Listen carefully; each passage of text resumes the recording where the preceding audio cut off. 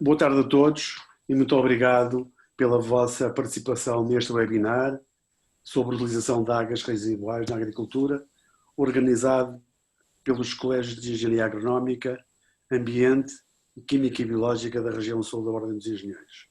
Um agradecimento especial ao painel de oradores que, gentil e rapidamente, se disponibilizaram para partilhar os seus conhecimentos e experiências nesta matéria, com um contributo que entendemos necessário para uma abordagem fundamentada deste tema, que começa a estar muito presente nos meios de comunicação social um pouco por todo o lado. Num quadro previsível de escassez futura de água para rega e sem prejuízo, todavia, do reforço contínuo do armazenamento estratégico com base na hidrologia meteorológica, indispensável à manutenção da capacidade própria de produção de alimentos, que será cada vez mais dependente do regadio por força das alterações climáticas, o setor agrícola posiciona-se como parceiro na busca das soluções para a reutilização deste recurso.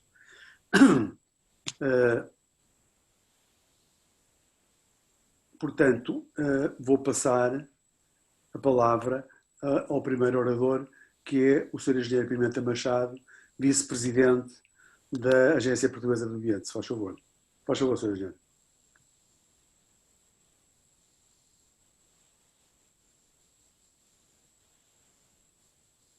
Está sem som, Sr. Engenheiro. Tem que ativar o som. Já vi. Muito obrigado. Eu vou só partilhar a tela. Só um minuto. Creio que já estão a ver. Sim.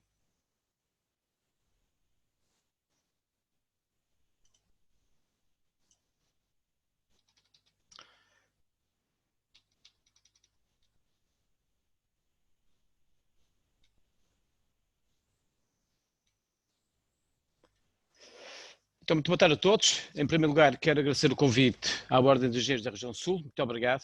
Até felicitar pela escolha do tema bem oportuno. Cumprimentar os colegas de painel, também cumprimentar os participantes. E a mim cabe em 20 minutos falar sobre o tema da minha apresentação é águas para reutilização num contexto de adaptação às alterações climáticas.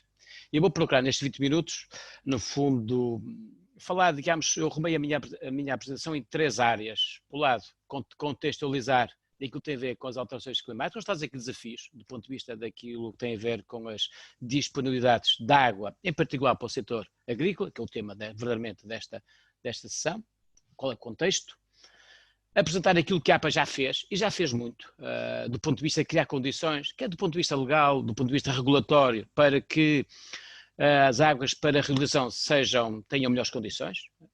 E depois, por último, dar alguns exemplos, e bons, que temos feito, alguns indicadores daquilo que tem quer no contexto europeu, mas também no contexto nacional, e definir algumas medidas que nós temos tomado, conjuntamente com a nossa tutela, para criar condições para que a reutilização venha a aumentar, os índices, os indicadores venham a aumentar. E, portanto, convidava a todos a seguir a minha apresentação. Primeira parte, falarei sobre aquilo que tem a ver com as disponibilidades versus necessidades. E, claramente, o clima está a mudar. Isso é uma realidade que todos nós já sentimos no nosso dia-a-dia.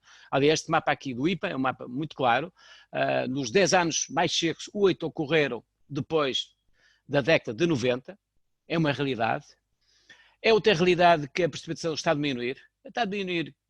Olha, o valor que eu tenho aqui, cerca de 20 milímetros por década, é um valor aproximado, é uma média nacional. Claramente que esta média, a norte, este valor é mais baixo, a sul é mais intenso, em particular a sul do Tejo, e também aquilo que tem a ver com o padrão de precipitação. Nós temos aquilo que nós dizemos de eventos extremos, provocados pelas alterações climáticas, tem a ver com a precipitação mais concentrada no tempo, e que gera também cheias, mas também provoca uma longa temporada de estio em que não ocorre precipitação. E, portanto, é nesta realidade nós que nos temos que nos adaptar. Olhar aqui para a figura do lado direito, é Portugal continental com as várias regiões hidrográficas, e mostra aquilo que tem a ver com o índice de escassez. Portanto, a escassez, no fundo, a escassez dá-nos indicação em função daquilo que é disponibilidade versus necessidade. Este desequilíbrio que existe, há uma maior procura em função daquilo que é a oferta de água naquela bacia, naquela região. Podem ver a sul do Tejo em particular, que é na Ribeiras do Oeste, Sado, Mira, Guadiana e Ribeiras do Algarve, as zonas onde o coeficiente de escassez é mais elevado. E, portanto, esta é a realidade que nós temos que nos reorganizar e que nos adaptar. É o caminho que temos que fazer. Vamos lá ver. Quem é que em Portugal consome água? Portugal continental. Claramente aqui a agricultura é o setor, por excelência, maior dependente e maior consumidor de água. Consome em média nacional, obviamente isto ao nível das várias regiões geográficas é diferente, há diferença, mas claramente o valor em médio, 73% da agricultura, seguido do setor urbano e depois da indústria, turismo, etc. E, portanto, por excelência, o grande consumidor de água é a agricultura. Já agora, defiro o lado direito, tem ali as 8 regiões hidrográficas com aquilo que é o consumo de água e pela origem, identificando a origem. O verde é a água superficial e o azul é a água subterrânea. Claramente a zona do Rio Tejo, RH5, o Tejo por excelência, é o maior, aquele onde a agricultura tem mais consumos de água, mas também no Guadiana, Sado Mira, Mondego, enfim, é este contexto do ponto de vista da agricultura. Já lá vamos. Agora, desafios do lado das disponibilidades e necessidades. Nas disponibilidades, há uma pressão para descida da oferta de água disponível, que é por efeito aumento da temperatura, é uma realidade, e também pela diminuição da precipitação e, ainda por cima, ela é concentrada em menor número de dias. Este é o padrão de precipitação que é provocado pela alteração do clima e que temos que nos adaptar. Do ponto de vista das necessidades, aumenta os consumos de água, quer do ponto de vista do espaço urbano, mas também na agricultura, é a tendência. Perspectivas de crescimento dos setores turismo, enfim, no contexto desta pandemia, esperamos que ela rapidamente ultrapasse, mas claramente o setor turismo nos últimos anos em Portugal tem vindo a crescer, obviamente, e isso traz desafios do ponto de vista do consumo de água, mas também o regadio e a extensão do período do ano com necessidades de rega. Obviamente, se eu tenho longos períodos de estio, eu tenho mais necessidade de água para as minhas culturas. O que é que nós temos feito? Qual é a resposta que se pode fazer? Obviamente o tema central é apostar na eficiência hídrica, é um caminho que todos temos que fazer conjuntamente, é aí que temos que dar aposta, mas também encontrar novas origens. Uma delas é o tema desta sessão, deste webinar, que é falar da reutilização. É aqui que é uma grande aposta, encontrar novas origens de água, novas fontes de água. Novas barragens, mas novas barragens, sabemos todos, têm sempre grandes desafios, mas não deixa de ser uma nova agenda de água, mas também a dessalinização. Nós, já agora, uma pequena nota a todos, a APA está a liderar, conjuntamente com a DEGADRE, quer para o Algarve, mas também para o Alentejo, elaborar as bases para um plano de eficiência hídrica e que estamos muito focados e vamos avaliar aquilo que tem a ver com avaliar a dessalinização para ser mais uma origem de água para o Algarve. Vamos ver, enfim, tem várias questões que têm que ser devidamente dirimidas, mas é um tema que nós vamos também avaliar para o Algarve em particular. Abordagem legal e desafios. O que é que a APA fez para criar condições para que as áreas para reutilizações aumentem a sua reutilização? Fizemos o seguinte. A APA, olha, aqui a APA está muito bem, até se antecipou ao Regulamento da União Europeia. Nós publicamos o diploma legal em 19, é o DL 119 de 2019, e o Regulamento da União Europeia foi publicado em junho de 2020, há um mês atrás, pouco mais de um mês atrás, foi publicado o Regulamento da União Europeia. E nós antecipámos por duas razões. Primeiro, queríamos, obviamente, aqui um foco muito forte da APA e muito incentivado pela tutela para criar condições para águas para reutilização. Mas também porque temos uma técnica da APA, tem assento naquela comissão técnica que tinha a responsabilidade de fazer o regulamento e, portanto, estamos mais ou menos à vontade para perceber aquilo que são as orientações da União Europeia e que depois foram também ela claramente plasmadas no nosso diploma. Aliás, podem ver essa figura, há uma perfeita articulação daquilo que é o regulamento da União Europeia e aquilo que é o diploma legal que nós pusemos. E gostava de deixar aqui 3 notas verdadeiramente importantes. Fizemos a abordagem fit for purpose. O que é isto? No fundo, nós ajustamos aquilo que tem a ver com a qualidade das águas residuais em função do fim a que ela destina. Claramente terá valores de emissão, se é para regar agrícola, se é para regar jardins, se é para limpeza de ruas, se é para lavagem de caixotes de lixo. Isto é, eu justo a qualidade dessa água em função do fim. E não aquela abordagem mais clássica, mais típica, que era uma abordagem fit for all, isto é, definir valores de limite para todas as utilizações. Portanto, essa foi a nossa abordagem, está no diploma. Todas estas abordagens estão assentes numa avaliação de risco, e aqui o risco é uma questão fundamental, nas duas dimensões, quer do ponto de vista da saúde pública, mas também quer do ponto de vista ambiental. É fundamental fazermos uma avaliação de risco, temos que fazer e bem feita, e depois uma questão das multibarreiras são aquelas soluções que nós vamos usar para evitar que as pessoas, no fundo, que vão diminuir o risco, evitar aquele contágio por alguém que apanha uma partícula de água, etc. Ao nível do licenciamento, eu seguir já vou falar, nós temos aqui uma pequena diferença com aquilo que tem o regulamento. Portugal, nós entendemos aqui que quem produz as águas residuais tem que ter um título, uma licença, temos condições, e quem o utilizador, imagina no caso aqui um grande agricultor queira usar essa água residual, também tem um título. No fundo há dois títulos, para quem produz e para quem utiliza, ou se quiser quem aplica. São os desafios, o tema da segurança, já falei, é uma questão central neste diploma. A questão de saúde pública, quer do ponto de vista público, mas também do ponto de vista ambiental. É fundamental. E há aqui barreiras do ponto de vista psicológico que nós temos que ultrapassar, mas é um tema que é central. Se um dia há um acidente, é um tema que pode comprometer todo este projeto. Claro, saúde pública e o tema também do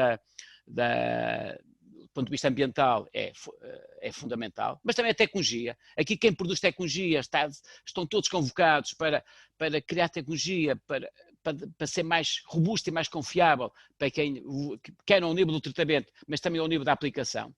Enfim, os nossos produtores de tecnologia estão convocados para este grande objetivo. Do ponto de vista da aceitação pública, nós temos feito, já ao passar no Dia Mundial da Água, fizemos um leque, tivemos casa cheia, divulgar aquilo que tem a ver com a estratégia, mas é fundamental romper bloqueios do ponto de vista mental de águas para a reutilização para que elas sejam mais bem aceites. É fundamental aqui o tema da comunicação, informação, é fundamental, e o tema da localização. Este é um tema que é central, tem a ver com aquilo que a análise custo-benefício.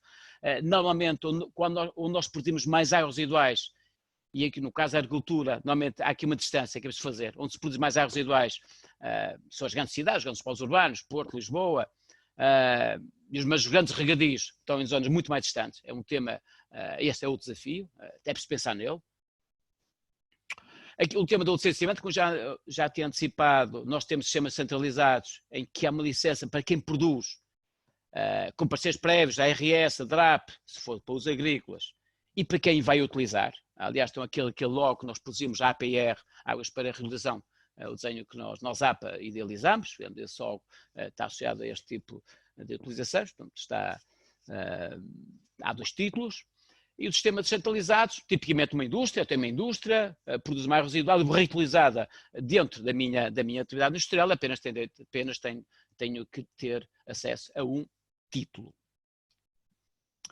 Esta é a avaliação de risco. Nesta avaliação de risco, nós temos uma abordagem semi-quantitativa suportada em umas escalas de importância. Obviamente, há uma escala de importância logarítmica, o risco é maior ou menor, fazemos essa avaliação, que sempre, obviamente, salvaguardando aspectos da saúde pública e do ambiente.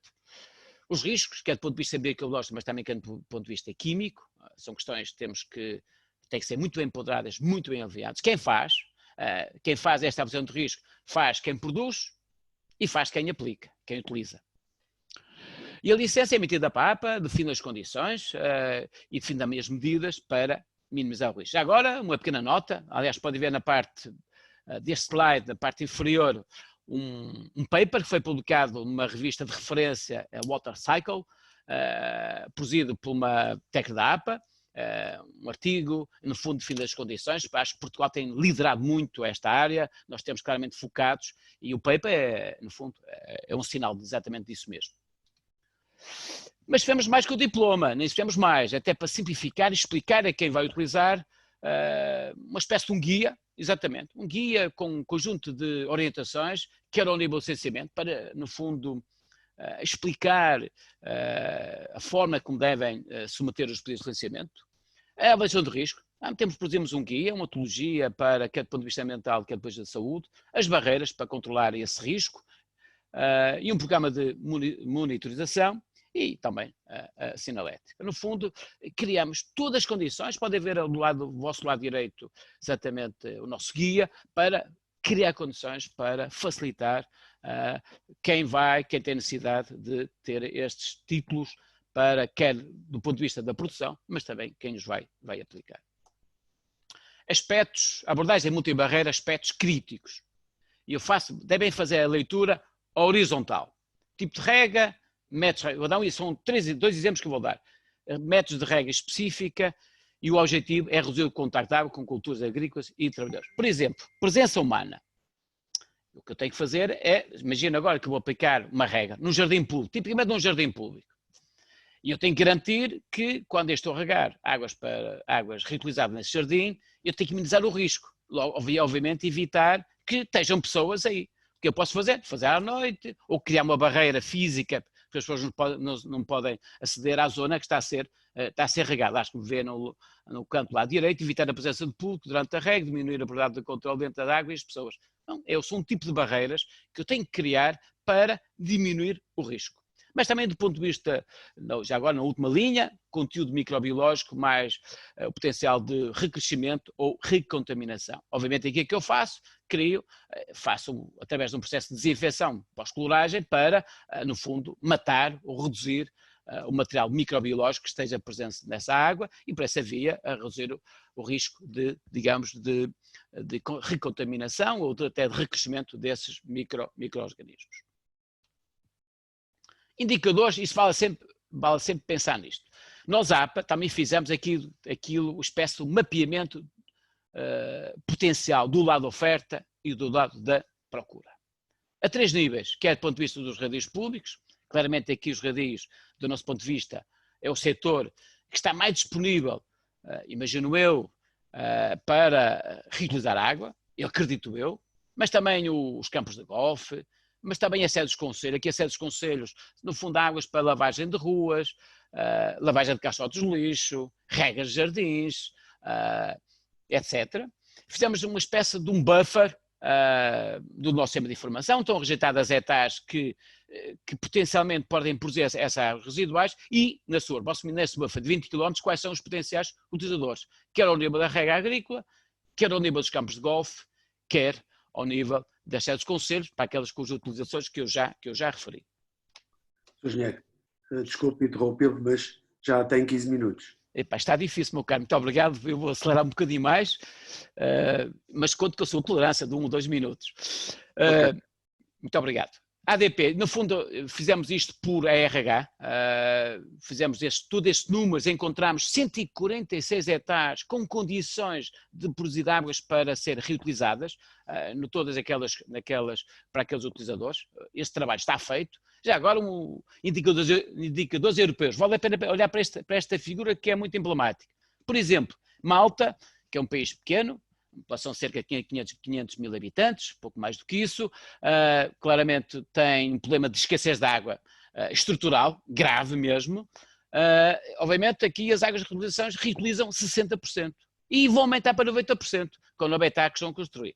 Mas também Chipre, 75% da água reutiliza, 75%, isto é, reutiliza mais de 90% e que vai alimentar 75% da rega agrícola, é o tema. Espanha reutiliza 10%, um pouco mais de 10%, e boa parte deste 10% é dedicada, 65% vai para o setor agrícola. Portugal, infelizmente, ainda temos aqui um caminho a fazer, longo, 1,5%, 2%, Itália e Grécia. Então são indicadores, se quiser, do contexto europeu. Nós, de Portugal, o nosso Ministério fixou aquilo que são metas. Nós temos entre 10% e 20% a 10 anos. Nós acreditamos, e essa é a nossa aposta, que daqui a 10 anos, 10% a 20% das águas residuais tratadas vão ser reutilizadas, e que isto equivale a qualquer coisa como 57 milhões de metros cúbicos por ano, é um valor muito significativo. E na União Europeia, naquilo que os objetivos da União Europeia, é da ordem dos 3.222 milhões de metros por ano. Portanto, aqueles são os indicadores e as metas que nós queremos e aquilo que temos feito e acreditamos muito que vamos conseguir no contexto português, e aqui o setor agrícola, com toda a franqueza, tem aqui um papel muito relevante e eu acredito, trabalhando conjuntamente, vamos conseguir atingir esta meta, este indicador. Exemplos, vamos lá falar de exemplos que também é muito importante. Golfe.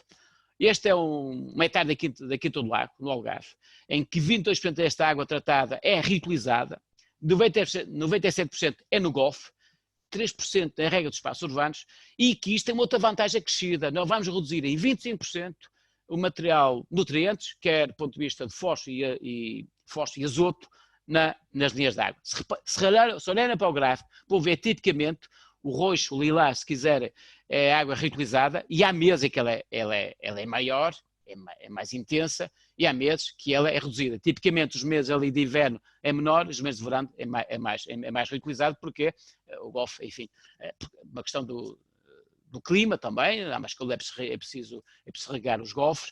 E há outra nota que já agora gostava de deixar aqui dar a todos, é que em todos os equipamentos hoteleiros com campo de golfe associados ao Algarve, a APA, na sua declaração de impacto ambiental, impõe que usa águas de reutilização. Essa é uma imposição que nós colocamos na declaração de impacto ambiental. Esta é a produção hidropónica, também é aqui outra oportunidade, enfim, está mais que estudada, e esta é a simbiose que podemos fazer entre a produção hidropónica e as culturas de jusante. Este é outro exemplo muito impactante no Algarve, já acontece há algum tempo, que é a metade das águas do Algarve, com dois utilizadores muito importantes, que esta água é realizada como suporte a ecossistemas, para a Lagoa dos Salgados, como podem ver aquela imagem ali, ela suporta aquele ecossistema, isto é, 3,5 milhões de metros por ano a água é colocada para suportar todo aquele ecossistema, e também 4.500 metros cúbicos por dia, enfim, isto pode variar ao longo do ano, ela é reutilizada para regar aquele campo de golfe. Se quiser, aquilo que vai muito dirigido a um tema muito central, que se encaixa aqui a realização, que é a economia circular. Mais outros exemplos, são imagens de campos de golfe, Sapau, Golfe, Hidrossalina, já aqui já mais 3, 4 notas verdadeiramente importantes. Se eu estou a reutilizar água, estou a reduzir a pressão sobre as águas subterrâneas, e é importante, até porque reduz a cunha salina, e no Algarve em particular, os nossos aquíferos, como estão muito baixos, eu estou a criar condições de aumentar a cunha salina. Se eu usar menos essa água e reutilizar águas residuais, eu estou a combater ou a mitigar o efeito da cunha salina. É o tema que temos sempre de ter isso em atenção. Estou a reduzir também os nutrientes nas massas de águas, reduzir e melhorar a qualidade dessa água, e portanto há aqui um conjunto de mais-valias que resultam das águas para a reutilização. Mais um exemplo, este é um exemplo, é no Alentejo também, já está a acontecer isto, é uma hectare de Beja, que alguma dessa água, eu aqui não tenho o valor, mas enfim, uma parte do caudal, é para regar, digamos, uma cultura de romaz, uma romazeira, o romazal está ali visto, e portanto isto já está a acontecer. Em Portugal isto já acontece. Agora é preciso criar condições para que estes indicadores, que ainda são 1,5% a 2%, possam aumentar os tais 10% a 20% numa meta daqui a 10 anos. Notas finais. Primeiro, o que é que também estamos a fazer para potenciar as águas para reutilização? Olha, o POCUR, que é o Programa Operacional que financia este tipo de investimentos, abriu um aviso, está aberto, abriu 4 de julho e encerra a 15 de outubro, para financiar projetos que promovam a reutilização. E todos vão concordar comigo, com discriminação positiva para quem se encaixa, para que se esses projetos estiverem previstos no Plano Regional de Defesa Hídrica, quer para o Alentejo, quer para o Algarve, e também estejam previstos nos planos de gestão da região do Grave. Portanto, estes projetos vão ter aqui uma majoração positiva se enquadra, quer no Plano Regional de Defesa Hídrica para o Algarve e para o Alentejo. E, portanto, colocou-se aqui 6 milhões de euros para financiar projetos, no fundo, para que há aqui um estímulo, e muitas vezes é preciso estimular, é preciso aqui uma energia para acelerar e potenciar as águas, este tipo das águas de reutilização, e portanto está disponível este aviso, está aberto, portanto estejam atentos, façam bons projetos e submetam candidaturas para potenciar as águas de reutilização. E no fundo tem aqui estes 4 drivers, indicadores fundamentais. Os projetos devem ter todos uma análise de custo-benefício, é verdade. A lógica destes projetos deve sempre assentar numa análise de custo-benefício, deve ser avaliado. Os projetos devem ser viáveis e confiáveis, seguramente. A abordagem é tal, a abordagem que eu disse, fit for purpose, isto é, eu defino condições em função daquilo que é a minha utilização, e todos eles, obviamente, esta questão de saúde pública é bem fundamental. Não pode existir riscos associados, quer do ponto de vista público, quer do ponto de vista ambiental. Desde agora, da minha experiência, 2 notas a toda esta audiência. Nós estamos a trabalhar no Algarve em particular, no tema da eficiência hídrica. Numa das reuniões com os campos de golfe, havia várias situações com alguma, desculpem lá usar essa expressão, com alguma piada. Alguém dizia, o senhor está a jogar golfe, pode pegar na bola, há tendência a pegar na bola de golfe e não o beijinho da bola, há esse risco, enfim, há aqui um conjunto de riscos que nós temos de trabalhar para minimizar e criar condições, quer do ponto de vista de segurança, mas também do ponto de vista mental, para que as águas de reutilização façam o seu caminho. Uma nota positiva, eu conheço um projeto muito bonito, muito inovador, que é o caso de Portimão. A empresa municipal de Portimão está neste momento a desenvolver um projeto em que já está a criar, no fundo, tubagens distintas para as águas de reutilização para regar jardins públicos. Isto já está a acontecer. E mais, já comprou equipamentos para lavagem de ruas, para usar águas de reutilização para lavar as ruas de Portimão. Estou a ver, há muita coisa que está a acontecer, é preciso todos nos envolvermos disto para que, de facto, as águas de reutilização, no contexto de alterações climáticas, seja, de facto, uma grande oportunidade para que venham, no fundo, minimizar a pressão que as alterações climáticas nos vêm trazer, seguramente, do ponto de vista daquilo que tem a ver com a escassez de água, até com o tema da seca. Nota final, já agora, aqui o CAPAS também está a fazer, nós temos o compromisso até ao final deste ano, enfim, com a tolerância da pandemia, 3, 4 meses para o ano. Eu já vou acabar. Já, para o ano fazemos aquilo que tem a ver com os coeficientes de escassez por massa d'água. Nós vamos calcular por massa d'água aquilo que são as suas disponibilidades e aquilo que são as necessidades e calcular os coeficientes de escassez e depois, a partir daí, fazer o nosso plano de seca para, no fundo, dar condições, nos estarmos mais bem preparados para lidar com o tema da seca, o tema das alterações climáticas. Com isto termino. Muito obrigado a todos, agradeço a tolerância de quem está a coordenar este painel e depois estou disponível para qualquer questão que queira colocar. Muito obrigado. Muito obrigado, Sr. Engenheiro Pimenta Machado, pela sua excelente apresentação. Queria fazer só uma nota aos participantes que as perguntas que quiserem fazer ao painel de oradores é na caixa apropriada de Questions and Answers, que está na barra do fundo à direita. E passo a palavra à engenheira Rita Alves, se faz favor, para fazer a sua apresentação. Boa tarde. Boa tarde. Vou partilhar o ecrã.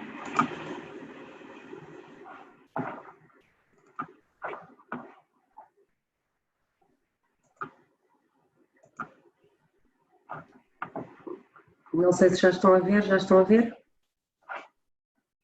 Sim, sim. Sim? Então, só por aqui, isto aqui de lado. Boa tarde.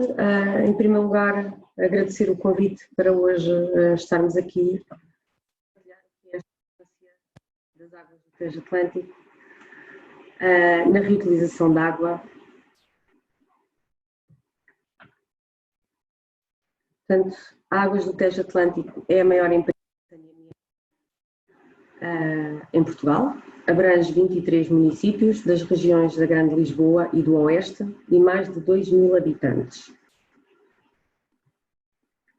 A nossa missão é explorar e gerir o sistema multimunicipal de saneamento de águas residuais da Grande Lisboa e Oeste, garantir a qualidade, a continuidade e a eficiência dos serviços públicos de águas, no sentido da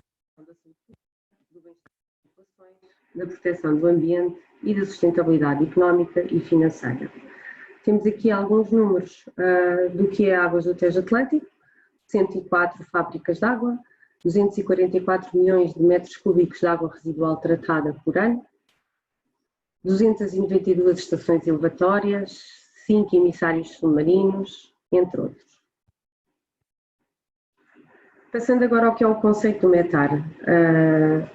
Usualmente, a ETAR é conhecida como uma instalação onde se trata a água. e depois de tratada pode ser devolvida ao meio receptor nas condições ambientalmente aceitáveis e sem comprometer quer a saúde pública, quer os ecossistemas. O que nós temos estado a trabalhar no novo conceito e na redefinição do que é o METAR. Assim, o METAR é realmente uma instalação onde se trata a água depois de usada. Essa mesma água depois de tratada pode ser reaproveitada e reutilizada, quer para usos internos como externos, tais como as lavagens, a rega, o uso agrícola ou industrial. Portanto, no METAR são valorizados subprodutos do processo de tratamento, tais como as lamas, a recuperação de alguns nutrientes que estão também presentes nas águas residuais. Então, no fim, a restante água residual tratada pode então ser devolvida ao meio receptor em condições ambientalmente aceitáveis e sem comprometer quer a saúde pública e os ecossistemas. De uma forma simples, o METAR é uma fábrica, ou seja, um estabelecimento industrial onde se transformam as matérias-primas em produtos. Isto tudo para entrarmos no conceito da economia circular. Portanto, estamos a desenvolver o conceito de fábricas de água, que são instalações onde se faz o tratamento de águas e onde se produzem produtos que são matérias-primas plenas de recursos que podem ser utilizados, reutilizados, reciclados e valorizados. Temos o exemplo da água residual tratada, que pode ser reutilizada, da valorização de bioprodutos como os biossólidos na agricultura também e a valorização energética. Portanto, valorizam e reciclam. Relativamente agora aos desafios e à componente da água residual tratada. Portanto, aqui o principal desafio é a escassez hídrica, já foi falado pelo engenheiro Pimenta Machado. A escassez hídrica, as alterações climáticas, estamos cada vez mais a viver em cenários de falta de água, de escassez, e a reutilização surge como uma fonte alternativa de água para diversos agrícolas e industriais. Neste sentido, e por acharmos que é algo muito importante, a Águas do Tejo Atlântico desenvolveu uma marca, que é a Água Mais. Portanto, esta marca pretende identificar produtos valorizados nas fábricas de água que têm capacidade de reentrar no ciclo produtivo como uma matéria-prima, isto no âmbito da economia circular. A Água Mais, neste caso, reciclada, não potável. Esta Água Mais podemos utilizar, lá está, na agricultura, em lavagens de ruas, em rega de espaços verdes e em usos industriais. Em Portugal, neste momento, temos um decreto-lei que estabelece o regime jurídico para a produção e para a reutilização das águas residuais. Este decreto-lei obriga a termos uma licença portanto, para fazermos a reutilização da água, a termos uma licença de produção, de utilização e a consequente avaliação. Para nos guiar disto tudo, foi desenvolvido pela APA um guia para a reutilização de água para usos não potáveis. Agora, alguns exemplos de projetos em curso nas águas do Tejo Atlântico.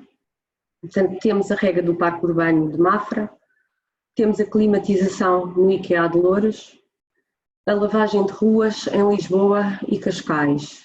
Entrando aqui um bocadinho no pormenor da climatização do IKEA, portanto, esta climatização é efetuada por uma instalação do tipo água-ar.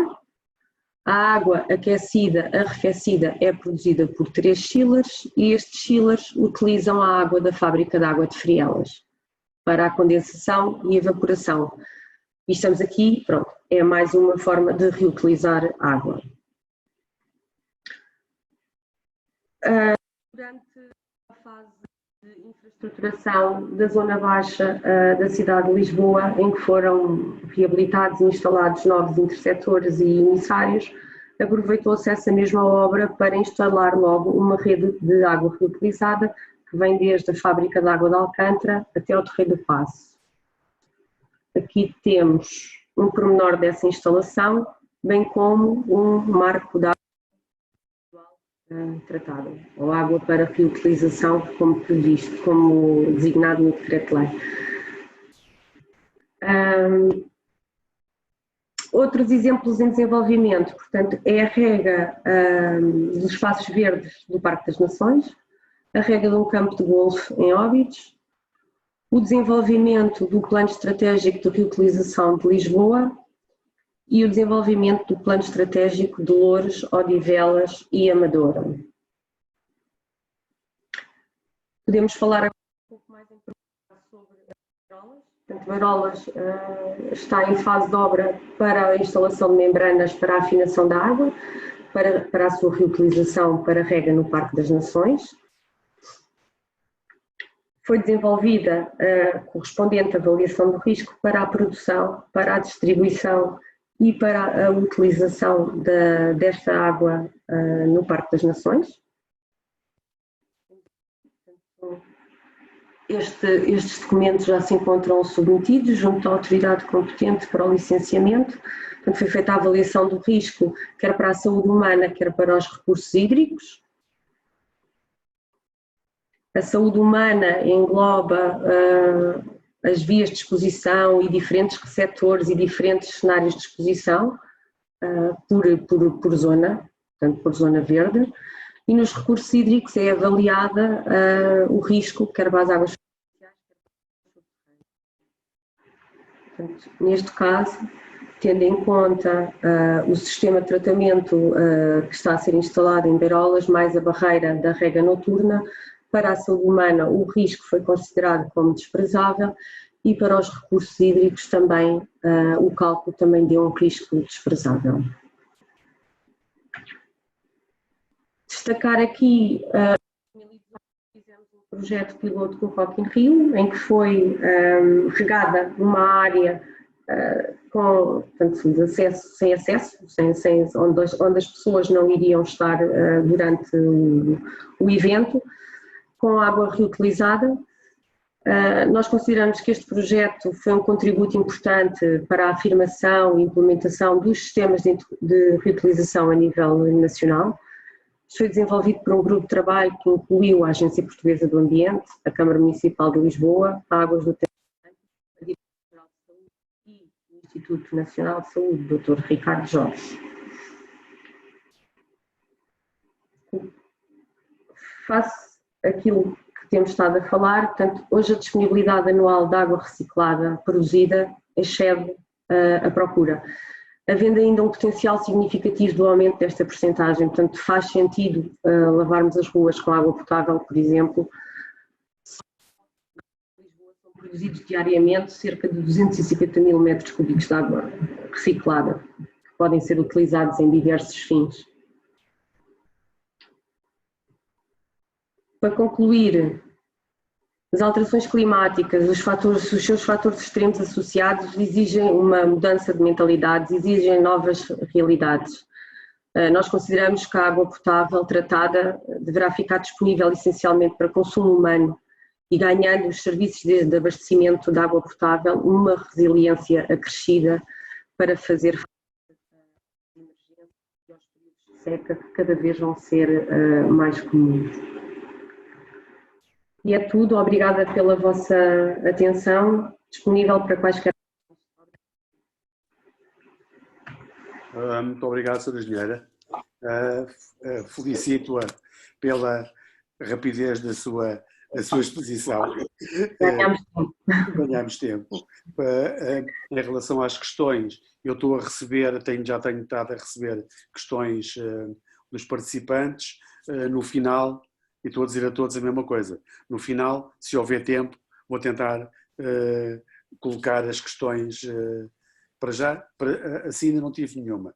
Todas as que tenho tido até agora, apoio a Engenheira Pimenta Machado. No final, se houver, vou fazer uma distribuição e se houver tempo, vou tentar fazer isso. Muito obrigado pela sua exposição.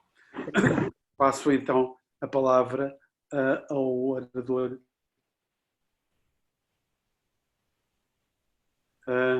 Engenheira Teresa Santos.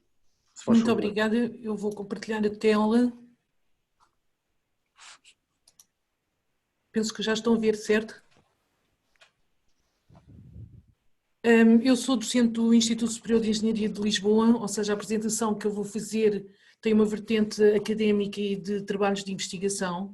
Eu dividi esta apresentação em que vou fazer um apanhado sobre as ETAs, um pouco da legislação aplicada, alguma da qual já foi referida, a produção de águas residuais das ETAs, não só urbanas como industriais, e das lamas. Quando nós falamos do tratamento de águas residuais, há uma tendência de se pensar muito na produção das águas residuais e esquecemos os outros efluentes, nomeadamente lamas, gradados, areias, etc.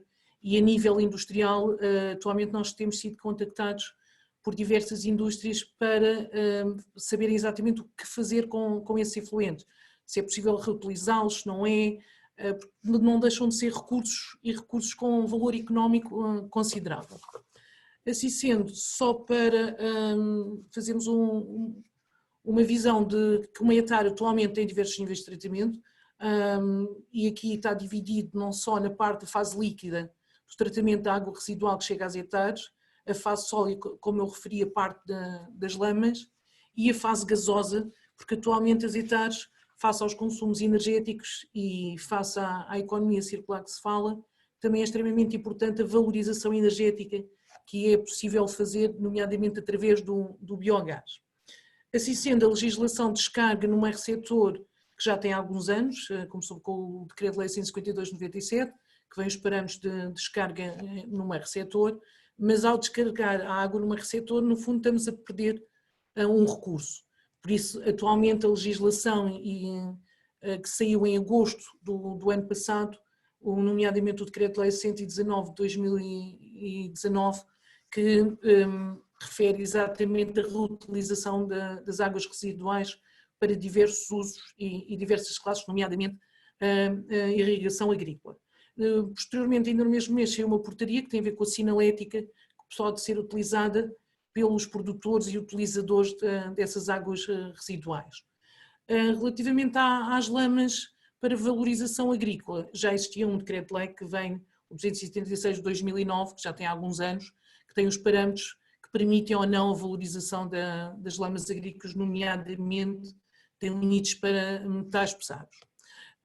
Se olharmos para o panorama de Portugal, e eu coloquei aqui alguns valores relativamente ao número de hectares que vão variando ao longo dos anos, mas como se pode ver há uma evolução de aumento do número de hectares. E estas hectares variam desde pequena capacidade a grande capacidade, nomeadamente para os grandes centros urbanos.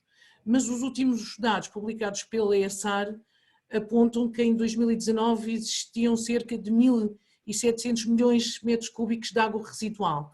Quer dizer que teríamos uma grande disponibilidade para fazer a sua reutilização, não só em fins agrícolas, como outros usos não potáveis.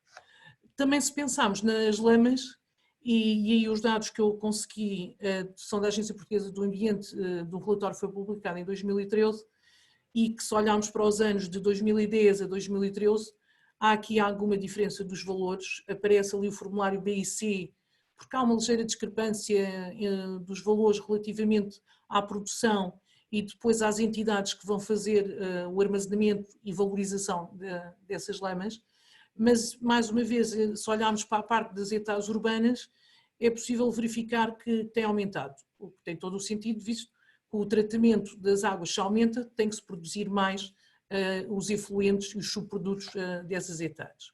Relativamente ao saneamento em Portugal, e retirando do site também da ERSAR qual a situação de Portugal continental, visto que as ilhas são casos muito específicos, verifica-se que a acessibilidade física do saneamento na zona norte e algumas centro, vê-se ali algumas zonas a vermelho que ainda é dada como insatisfatória.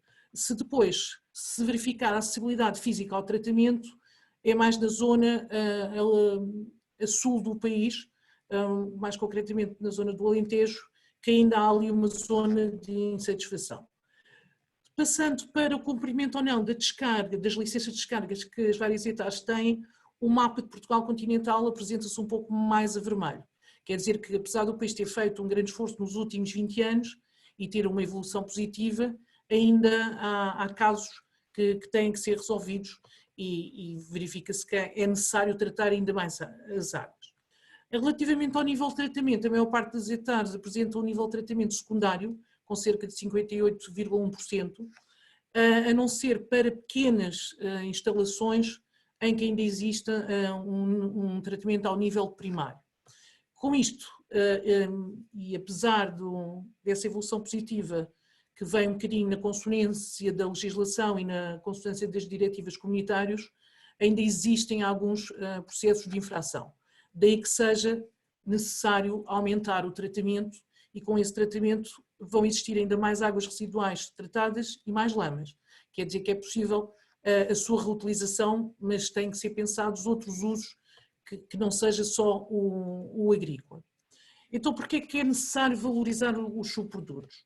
Como eu já referi, não deixam de ser recursos. E se nós formos analisar os vários documentos que têm sido publicados nos últimos anos, e apresento aqui o eixo 3 do Pensar 2020, que vinha com este eixo a otimização e gestão eficiente dos recursos. Por isso, as águas residuais e todos os outros subprodutos não deixam de ser recursos e só são resíduos porque não têm um destino adequado. Atualmente há uma tendência para que esse destino seja incrementado, mas ainda há muita coisa a fazer. E nomeadamente em termos das potencialidades desses subprodutos, temos não só a água residual e as lamas, mas também a parte da energia. E hoje em dia muitas das hectares têm digestão anaeróbia, permite produzir o biogás e a partir do biogás, pela queima do metano, ter essa valorização energética. Estão aí à porta novas metas, não só para a reutilização, e que vão até na próxima semana também serem feitos algumas divulgações e penso que está previsto um webinar sobre esse tema. Pensando na reutilização que é feita em Portugal e os dados que estão disponíveis, infelizmente a percentagem de água que é reutilizada é muito baixa. E se olharmos para este gráfico, que tem dados até 2016, o valor que vem ali referido é de 1,1%, ou seja, estamos com uma reutilização com um valor que, se compararmos com outros países, nomeadamente como Espanha, é extremamente baixo. Estou a falar da reutilização direta, não contabilizando a reutilização indireta da descarga que é feita das águas residuais nos meios receptores e que permitem, posteriormente, que essa água seja utilizada, nomeadamente, para rega agrícola. Fala-se muito na utilização sustentável da água, já há vários anos, mas a verdade é que a reutilização tem que crescer nos próximos anos. E este gráfico apresentava um crescimento positivo, mas de 2015 para 2016 houve ali uma inversão dessa tendência. Eu coloquei ainda aqui a imagem do mapa de Portugal continental, que foi tirado do Instituto Português do Mar e da Atmosfera, e a verdade é que para o mês de junho deste ano, como se pode ver, as zonas que são afetadas ali por seca fraca e seca moderada e até severa vão aumentando. Por isso, se formos ver nos últimos anos, há alguma escassez da água. E eu costumo referir que a água não é escassa, a água de qualidade e que esteja disponível e acessível ao ser humano é que infelizmente é escassa. Em termos da Comunidade Europeia, houve a tal proposta de um regulamento já em 2018 e como já foi referido por um dos outros moderadores, a legislação portuguesa nesse aspecto até vai mais avançada e o ano passado houve a publicação destes 2 diplomas legais. Infelizmente este ano, numa situação de pandemia, é que também não nos permite ter uma avaliação muito concreta e se calhar a situação, se não estivéssemos em pandemia, seria mais favorável. Relativamente aos outros efluentes das hectares, nomeadamente as lamas, estão muito associadas às grandes hectares, aí é que vamos ter a grande produção de lamas, e também há alguma indústria. Eu refiro aqui a indústria da pasta do papel, mas como eu referi, nós neste momento no ISEL estamos com alguns projetos que têm a ver com a indústria de resinas e com a indústria de plásticos, que têm também alguma quantidade de lamas e que face ao seu processo de fabrico, essas lamas que há 2 ou 3 anos atrás estavam aí para compostagem, atualmente não podem ir porque apresentam alguns parâmetros que as tornam classificadas como resíduos perigosos e daí perde-se aquele recurso. Estas entidades estão exatamente a tentar modificar não só o processo de fabrico, como fazer a otimização das hectares industriais, de forma a que seja possível reutilizar essas lamas. Em termos de valor, grande parte das lamas das hectares, cerca de 44%, estão na região de Lisboa e Vale do Tejo. No entanto, se formos olhar para os dados disponíveis para a valorização agrícola das lamas, nos últimos anos tem-se verificado um decréscimo dessa aplicação. E, mais uma vez, segundo dados da ERSAR, a aplicação das lamas, em termos de valorização agrícola, vem ali cerca de 50% para o ano 2015. É verdade que a aplicação das lamas deve ser condicionada não só à caracterização dos solos, porque há solos que são pobres em matéria orgânica e nutrientes, e há outros solos que não têm essas carências. No entanto, verifica-se que em algumas regiões que apresentam solos pobres, nomeadamente o Alentejo e o Algarve, não tem sido feita a valorização dessas lamas. Possivelmente está relacionado também com a distância entre o local em que são produzidos estes recursos e o local onde vão ser aplicados. Por isso é urgente ter um reforço estratégico, apesar dos vários planos estratégicos de gestão das lamas, para que ocorra efetivamente a tal valorização e daqui a provavelmente 4, 5 anos já se estejam a falar de outros valores e daí que se fomenta a dita economia circular. O próprio plano de ação da economia circular já referia na ação 6 o regenerar recursos, água e nutrientes, porque muitas vezes, quando estamos a falar de águas residuais urbanas e das lamas que são provenientes destas hectares, estamos a falar de alguma quantidade de azoto e fósforo e que pode ser muito interessante aproveitar esses recursos. A nível dos exemplos que vou apresentar e que têm sido desenvolvidos no Instituto Superior de Engenharia de Lisboa, eu faço parte da área departamental de Engenharia Química e colaboro também com a área departamental de Engenharia Civil já há mais de 20 anos. Os nossos trabalhos estão vocacionados essencialmente para projetos de investigação em que são desenvolvidas depois teses de mestrado e que têm dado origem a alguns papers que têm sido publicados. O laboratório onde eu trabalho tem diversos equipamentos a uma escala laboratorial e uma escala piloto, nomeadamente equipamento que permite tratamentos eletroquímicos, como a primeira figura, que é de uma eletrólise. Temos processos de membranas, desde ultrafiltração, nanofiltração e osmose inversa, permuta-iónica, reatores biológicos, etc. No âmbito destes trabalhos, temos aplicado também algumas ferramentas numéricas, nomeadamente softwares de simulação, em que apresento aqui o exemplo do GPS-X, que nós temos uma licença para aplicar a nível dos diversos tratamentos que se fazem nas hectares e que nos permite depois otimizar muitas vezes os dimensionamentos que são feitos. Ao longo dos últimos anos têm sido publicados também há alguns livros.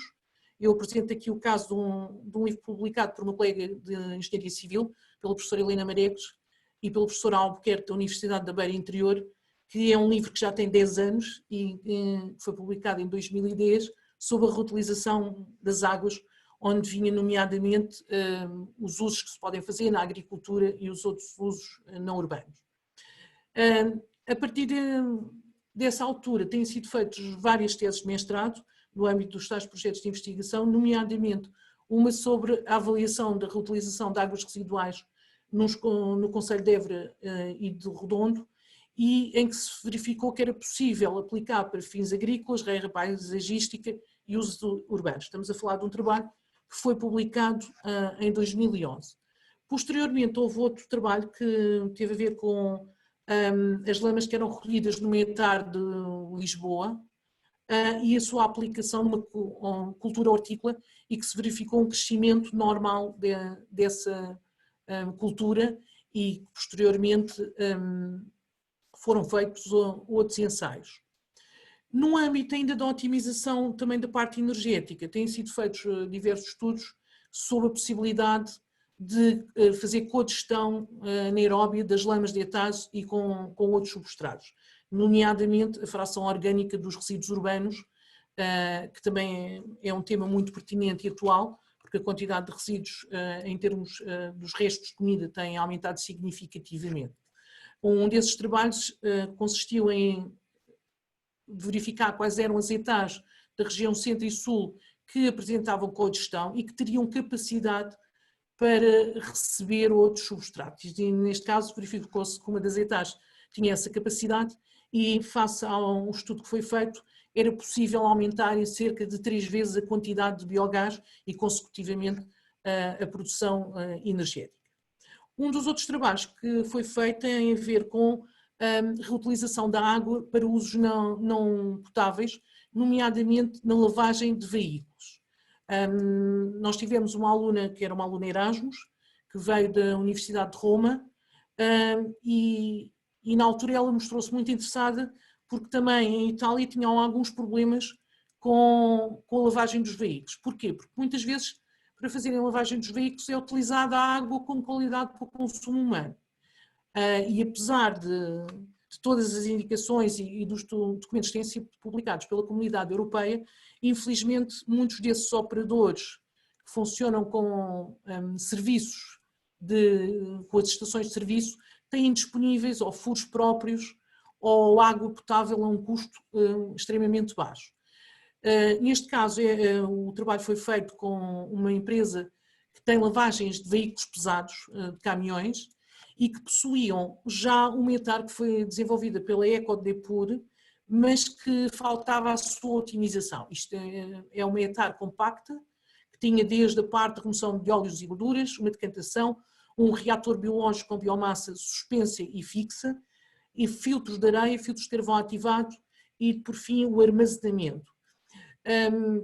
Os custos que tinham com esta hectare compacta eram relativamente elevados, porque face às características deste tipo de águas não são adequadas para ter uma grande biodegradabilidade, por isso havia a necessidade de adicionar uma enzima, e a otimização consistiu exatamente em alterarmos alguns dos parâmetros para que os custos de operação desta hectare diminuírem. E isso foi alcançado, tendo sido possível continuar a manter a qualidade da água residual, que é cerca de 99% reutilizada na própria instalação, com os menores custos. Para a realização deste trabalho foram... Desculpe interrompê-la, mas é para avisar que já passaram 15 minutos. Ok, eu vou tentar ser o mais rápido possível. Tivemos diversos pontos de amostragem, foram feitos a caracterização ao longo desses pontos, como podem verificar na figura que é apresentada em baixo à direita, vê-se a diferença da água, não só pelos sólidos suspensos como pela própria cor, e foi possível, fazendo essa redução, manter a reutilização da água. Um outro trabalho teve a ver com uma indústria que está relacionada com resinas, em que as lamas produzidas na hectare são lamas que têm um teor de solos muito elevado, ou seja, enquanto que uma lama de uma hectare se sai com 20% de sólidos totais, já é um valor razoável, aqui a ordem dos sólidos totais era muito superior. Estas lamas tinham pH elevado, muito cálcio, e mais uma vez o cálcio pode ser importante para outro tipo de indústria. Então tentou-se verificar quais seriam as opções mais viáveis. A cogestão anaeróbia, produzir adsorventes para remoção de outros poluentes de água residuais, nomeadamente corantes, produção de argamassas para construção civil, produção de catalisadores visando a produção de biocombustíveis e ainda a produção de cimento como uma matéria-prima secundária na indústria do cimento. Foram feitos vários ensaios e eu apresento unicamente aqui a digestão anaeróbia e a valorização que apresentam melhores resultados, e neste caso a digestão anaeróbia com lamas mistas de hectare permitiu incorporar 20%, ainda com uma produção razoável de biogás desta lama industrial, conseguindo produzir de cerca de 2 kWh por quilograma dessa lama industrial.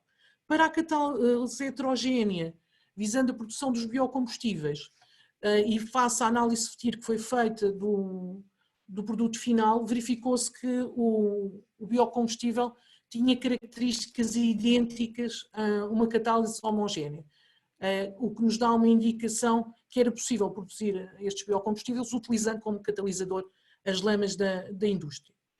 Temos outros trabalhos, nomeadamente a avaliação do potencial metanogénico também de lamas de ETA e de etar, e na altura os primeiros resultados que nós tivemos não nos pareciam muito aliciantes, mas depois falando com a entidade gestora que participou neste estudo connosco, eles diziam pois se nós temos uma lama que temos que pagar para aterro a X euros a tonelada, mesmo que tenha uma valorização de 1 ou 2%, já é um valor económico considerável. E se foram também realizados ensaios de potencial metanogénico, tendo sido possível que a cogestão com 80% de lamas de hectare e 20% de lamas de dieta.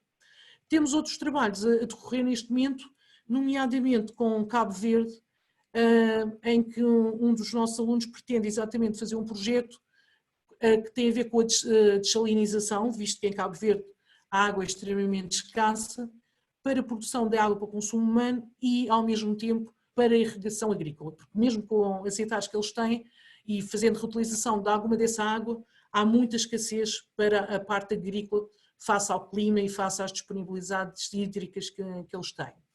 Existem ainda outros projetos, nomeadamente como a indústria de plásticos, que neste momento está a pretender otimizar esse hectare para que as lamas produzidas deixem de ser resíduos perigosos.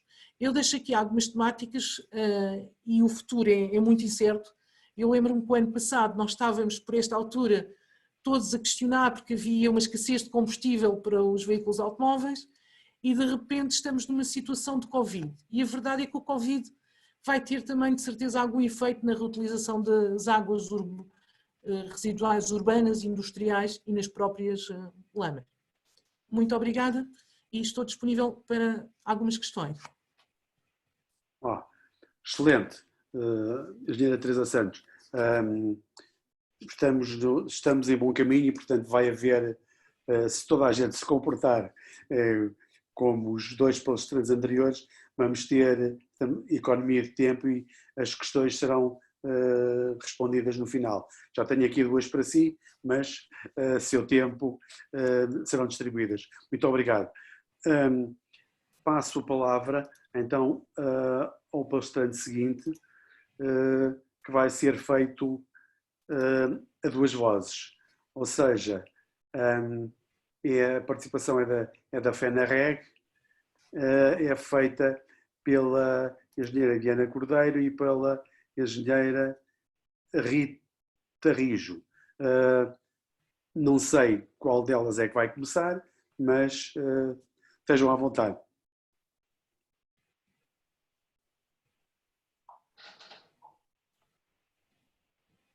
Não tem som. Se é a engenheira Rita que vai começar, tem o som, tem que ativar o som.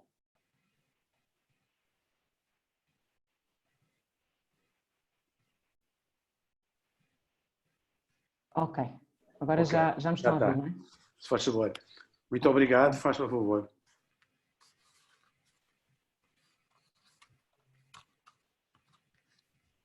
Estão a ver agora a apresentação? Sim. Ok.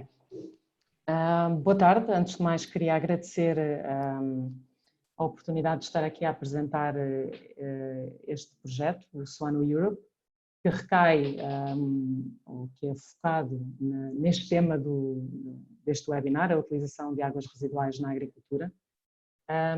Este projeto, o Suano Europe, é um projeto financiado pela Comissão Europeia dentro do programa Horizonte 2020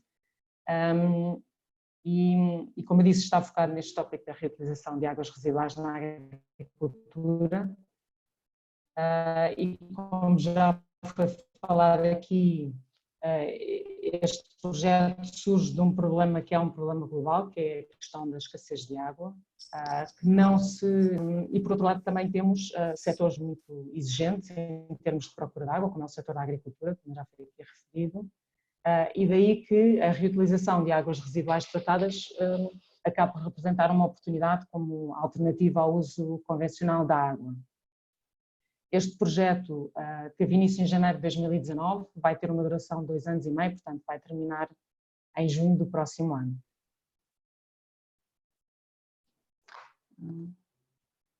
Deixa-me cá passar. Ok. Este diagrama é um diagrama básico só para explicar o conceito do Suano Europe, que é uma rede temática, ou seja, no fundo o que vamos fazer é recolher a informação prática que existe sobre a reutilização de águas residuais tratadas na agricultura, adaptá-lo aos diferentes contextos regionais e aos utilizadores finais, e depois esperamos conseguir produzir material que seja atraente e que seja apelativo, e organizar atividades de transferência de conhecimento em que vamos disseminar a informação que é recolhida neste projeto.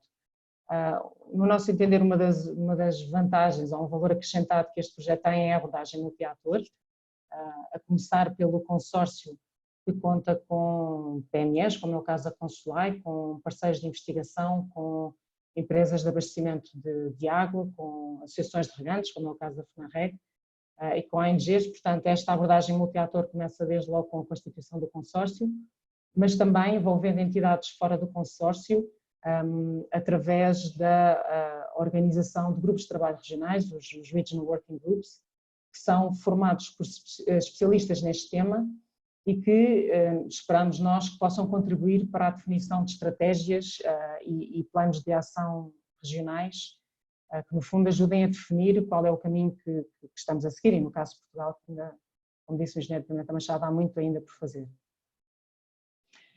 Estas são as 8 regiões do projeto. Temos ainda, para além destas 8 regiões, contamos ainda com Israel e o Chipre, portanto neste projeto temos 10 países diferentes. Estas regiões têm em comum o facto de enfrentarem cenários de escassez e terem, para além disso, também em desenvolvimento diversas iniciativas de reutilização de águas residuais tratadas na agricultura. O caso de Israel e do Chipre, eles entram neste projeto porque já têm uma larga experiência no campo da reutilização, já reutilizam há vários anos e têm uma taxa de reutilização também já muito elevada, e portanto eles vão ser fornecedores de informação e vão partilhar a sua experiência neste projeto. Em termos de resultados esperados e o trabalho que já foi desenvolvido até agora neste primeiro ano e meio de trabalho, aprende-se muito com a caracterização e diagnóstico e com análise SWOT, PEST e ACIS das 8 regiões, o que nos deu, no fundo, um ponto de partida para os trabalhos. A partir daí elaborámos fichas técnicas com casos de sucesso em Israel e no Chipre. Fizemos também uma base de dados de iniciativas e também fichas sobre essas iniciativas de projetos na Europa de reutilização de água. Todo este material está disponível no site do projeto, nesta fase ainda apenas em inglês, mas é todo o material que será traduzido nas 8 línguas do projeto. Foram ainda organizados workshops participativos e o objetivo destes workshops é tentar envolver o máximo de stakeholders possíveis e também de alguma forma conseguir o seu contributo. Os próximos passos para este tempo que nos resta de projeto é no fundo a definição de planos estratégicos que compreendem um plano de ação geral para a reutilização, que será transversal a todas as regiões, mas depois planos de ação regionais adaptados a cada contexto regional. Vamos também fazer cursos e sessões de formação online para capacitação de profissionais e outros stakeholders, em que vamos desenvolver vídeos de e-learning sobre a temática da reutilização, juntamente com as diversas fichas técnicas que estamos a desenvolver e que vão constituir o material de formação. As bases de dados de iniciativas que eu referi até ao momento, nós já conseguimos, no total das 8 regiões, juntar 55 iniciativas. Em Portugal conseguimos identificar 3 iniciativas, estamos certos que existem mais, mas para já foram estas que conseguimos obter informação. O engenheiro Pimenta Machado falou do Reuse. De facto, o Reuse é um projeto que está a ser desenvolvido em Beja, em regime de experimentação. A água para a reutilização é obtida das águas residuais da ETAR de Beja e são depois utilizadas por um agricultor da região na rega de um pomar de Comazaras. E, portanto, o objetivo é estudar o impacto não só nas plantas, mas também no solo e na água. O MiproAir é um projeto que já está concluído, teve como objetivo destacar quais é que foram as relações positivas entre a reutilização e a qualidade e produtividade de algumas culturas selecionadas, como foi o caso da vinha em Portugal. Houve outros países envolvidos que testaram noutras culturas, e no fundo o que este projeto fez foi adaptar a qualidade das águas residuais tratadas, que vinham da ETAR de Alcântara, às necessidades das culturas, mas neste caso através da mistura com fontes de águas convencionais. E finalmente o projeto Read or Reuse é um projeto que também está a ser desenvolvido no Alentejo, neste caso com o objetivo de desenvolver uma linha de tratamento de águas residuais agroindustriais produzidas na região e que depois são utilizadas na cultura do tomate em hidroponia. Portanto, estes são apenas alguns exemplos em Portugal. Esta base de dados vai continuar a ser alimentada ao longo da duração do projeto e mesmo depois do projeto terminar, vamos continuar a trabalhar nesta base de dados. Como eu falei, Israel e o Chipre são dois países que entraram neste projeto como fornecedores de informação e para a partilha da experiência. De facto, Israel, desde meados dos anos 80, que reutiliza a água, neste momento reutiliza cerca de 85% de águas residuais domésticas na agricultura.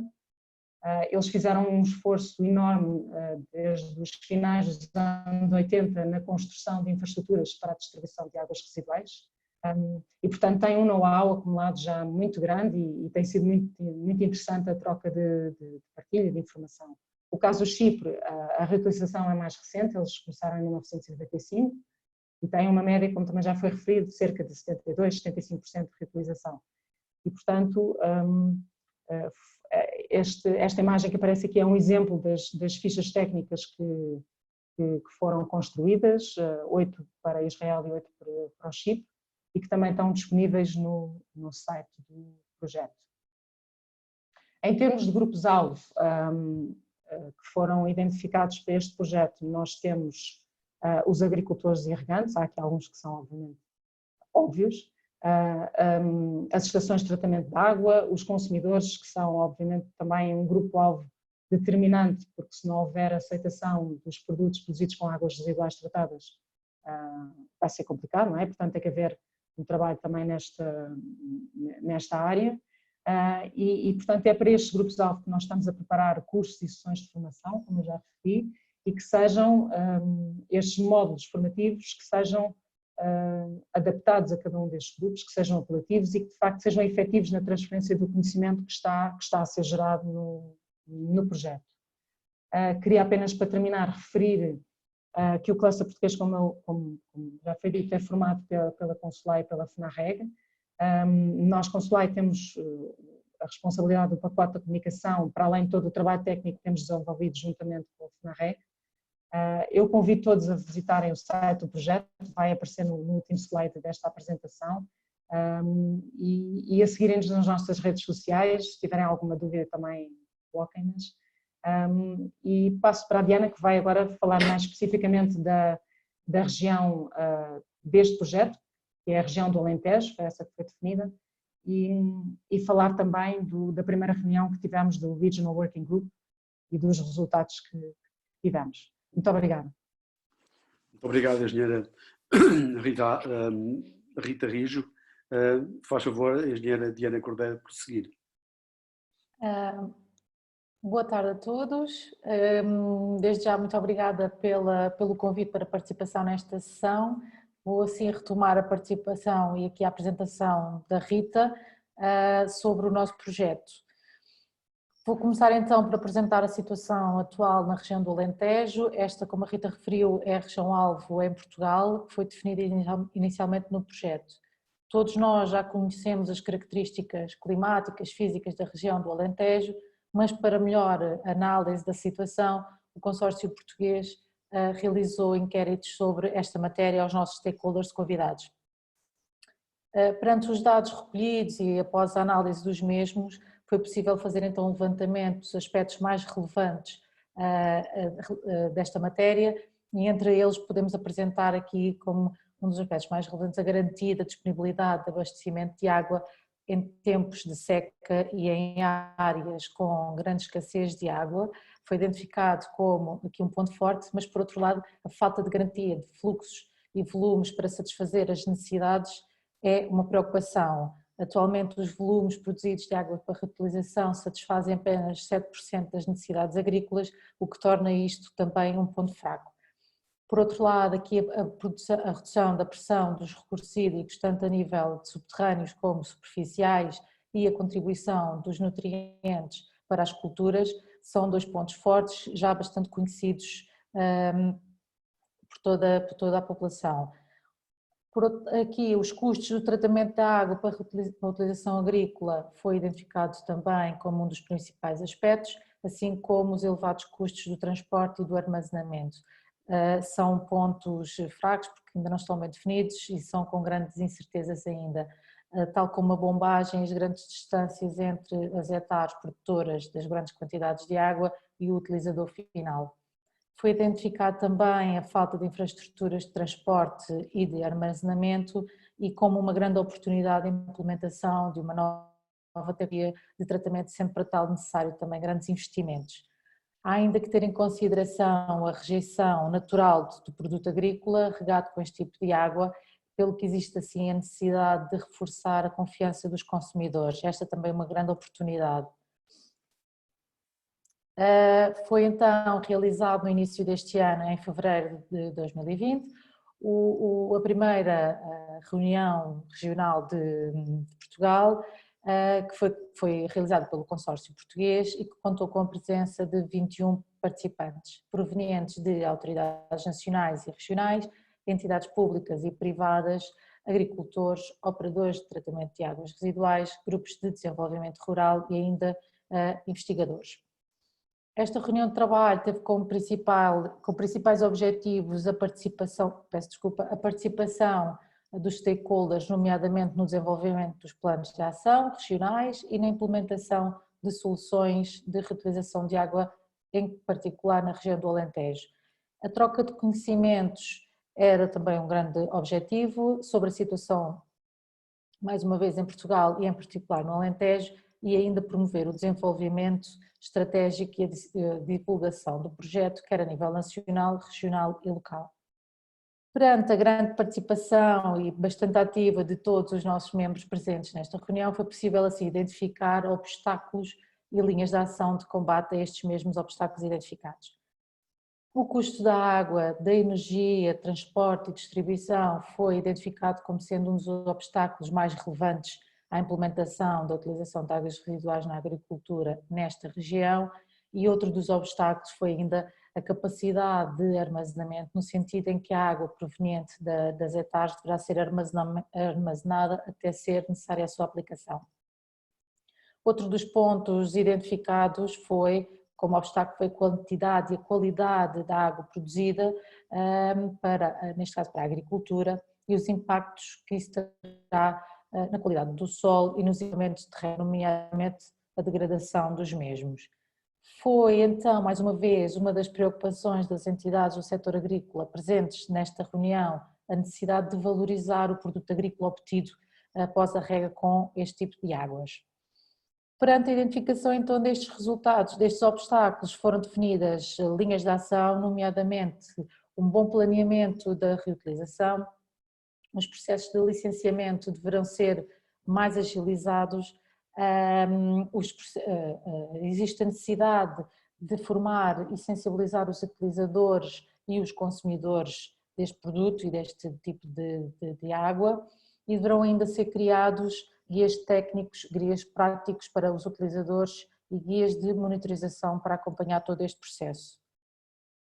Esta primeira reunião de trabalho permitiu assim conhecer a situação em Portugal e em particular no Alentejo, abordar aspectos legais, ambientais, sociais, técnicos e de gestão, e de identificar assim, como já referi, os obstáculos, e foi bem conseguido para a implementação da reutilização em Portugal, e ainda as medidas de ação para combater estes mesmos obstáculos e os planos regionais.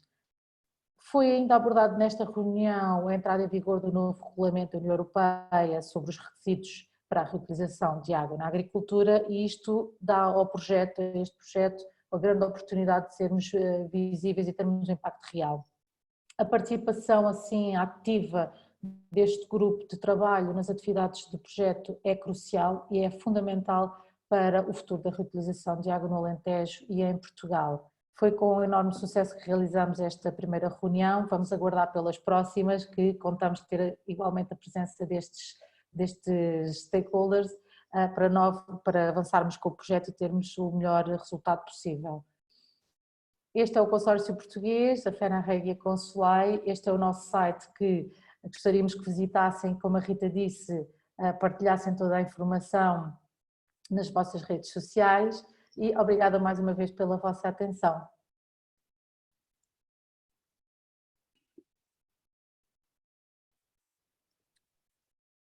Muito obrigado, engenheira Diana Cordeiro.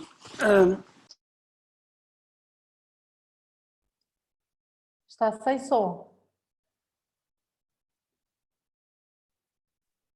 Agora Peço desculpa. Peço desculpa. Pronto, muito obrigado pela sua apresentação. Estão todos a exceder as minhas expectativas de economia de tempo, portanto, o que é agradável, vamos ter algum tempo para responder algumas questões e passo a palavra à engenheira Alexandra Brito para fazer a sua exposição. Faz favor, senhora engenheira. Muito obrigada, muito boa tarde. Eu, antes de começar a fazer a minha exposição, aproveitava a presença aqui do engenheiro Oliveira e Sousa, que gostava de dar umas palavrinhas à assistência, e uma vez que estamos com 5 minutos de avanço. Muito bem, muito bem. Faz favor. Boa tarde. Eu queria apenas, Zé, se não te importa, isto é uma intrusão. É muito gosto. Aliás, é uma intrusão, mas uma vez que tive aqui um pedaço. Em parte és responsável por este webinar, porque foi um desafio que lançaste do último. Pois é, por isso é que eu aproveitei este bocadinho e vim até aqui acima para participar um bocadinho na reunião e queria apenas dizer isso mesmo, felicitar-te por teres conseguido montar esta conversa.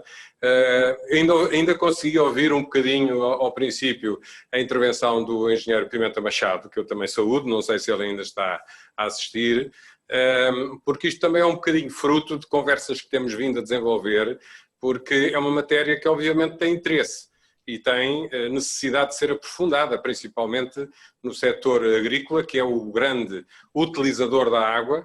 Eu estou sempre a enfatizar a expressão utilizar ou usar a água e não consumir, e é também um participante ativo para tentar resolver ou ajudar a resolver alguns problemas que são originados numa sociedade concentrada, urbana, etc.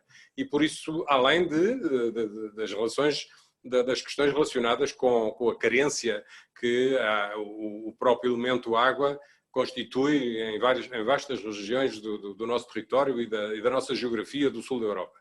Mas a Alexandra era a pessoa indicada para fazer a apresentação que vocês vão ver a seguir e por isso de certeza absoluta que vão gostar do trabalho que ela preparou e não tenho mais nada a dizer, era só para cumprimentar, para dizer que estou satisfeito por ter sido a Ordem dos Engenheiros a desenvolver esta temática e contarem com a CAP para futuras abordagens de outros temas relacionados com os recursos hídricos e também outras matérias da engenharia agronómica que não se reduz à utilização da água na agricultura, obviamente. Obrigado, não tenho mais nada, vou passar a imagem a quem de direito. Um abraço. Muito obrigada. Novamente, a expectativa criada foi grande. Eu vou... Acho que é este. Estamos todos a ver a apresentação, não estamos? Eu julgo que sim. Bem, em primeiro lugar, muito obrigada por este convite. Foi-nos pedido para abordarmos a utilização das águas residuais do ponto de vista da agricultura e dos agricultores. Portanto, é isso que eu vou tentar fazer. Como é que isto avança? Eu, aqui, só um bocadinho, que eu estou aqui com um problema técnico. Pronto. Agora andar para trás. Estou a andar para a frente em vez de andar para trás. Pronto. Aquilo que eu me propunha é, de facto, olharmos para o nosso território e pensarmos que, de facto, as variáveis climáticas, quando conjugamos as principais variáveis climáticas, temperatura, precipitação, insolação, chegamos à conclusão que, de facto, uma grande percentagem do nosso território tem um grande déficit hídrico e, portanto, a possibilidade de regar surge aqui naturalmente como um fator determinante da competitividade da agricultura portuguesa. Isto às vezes pensamos que temos tendência a pensar que o país é todo regado, longe disso. Nós temos cerca de 15% da nossa superfície agrícola útil de regadio, e a questão do déficit hídrico não é só uma questão nacional, é uma questão que afeta cada vez mais vários países da Europa. A escassez de água afeta pelo menos 11% da população europeia, 17% do território da União Europeia e, portanto, sem água é difícil as culturas produzirem no seu ideal e corremos o risco, de facto, de haver alguma escassez de alimentos. A captação de água por setor na União Europeia é muito desigual. Se conseguirem ver, eu não sei se o rato aparece, mas nós temos principalmente nestes países do sul da Europa, onde Portugal se insere, é que a agricultura é a grande fatia da água captada em cada país. Isto tem vindo a evoluir ao longo dos anos, mas de facto no sul da Europa a agricultura, se não tiver água, não consegue ter sucesso.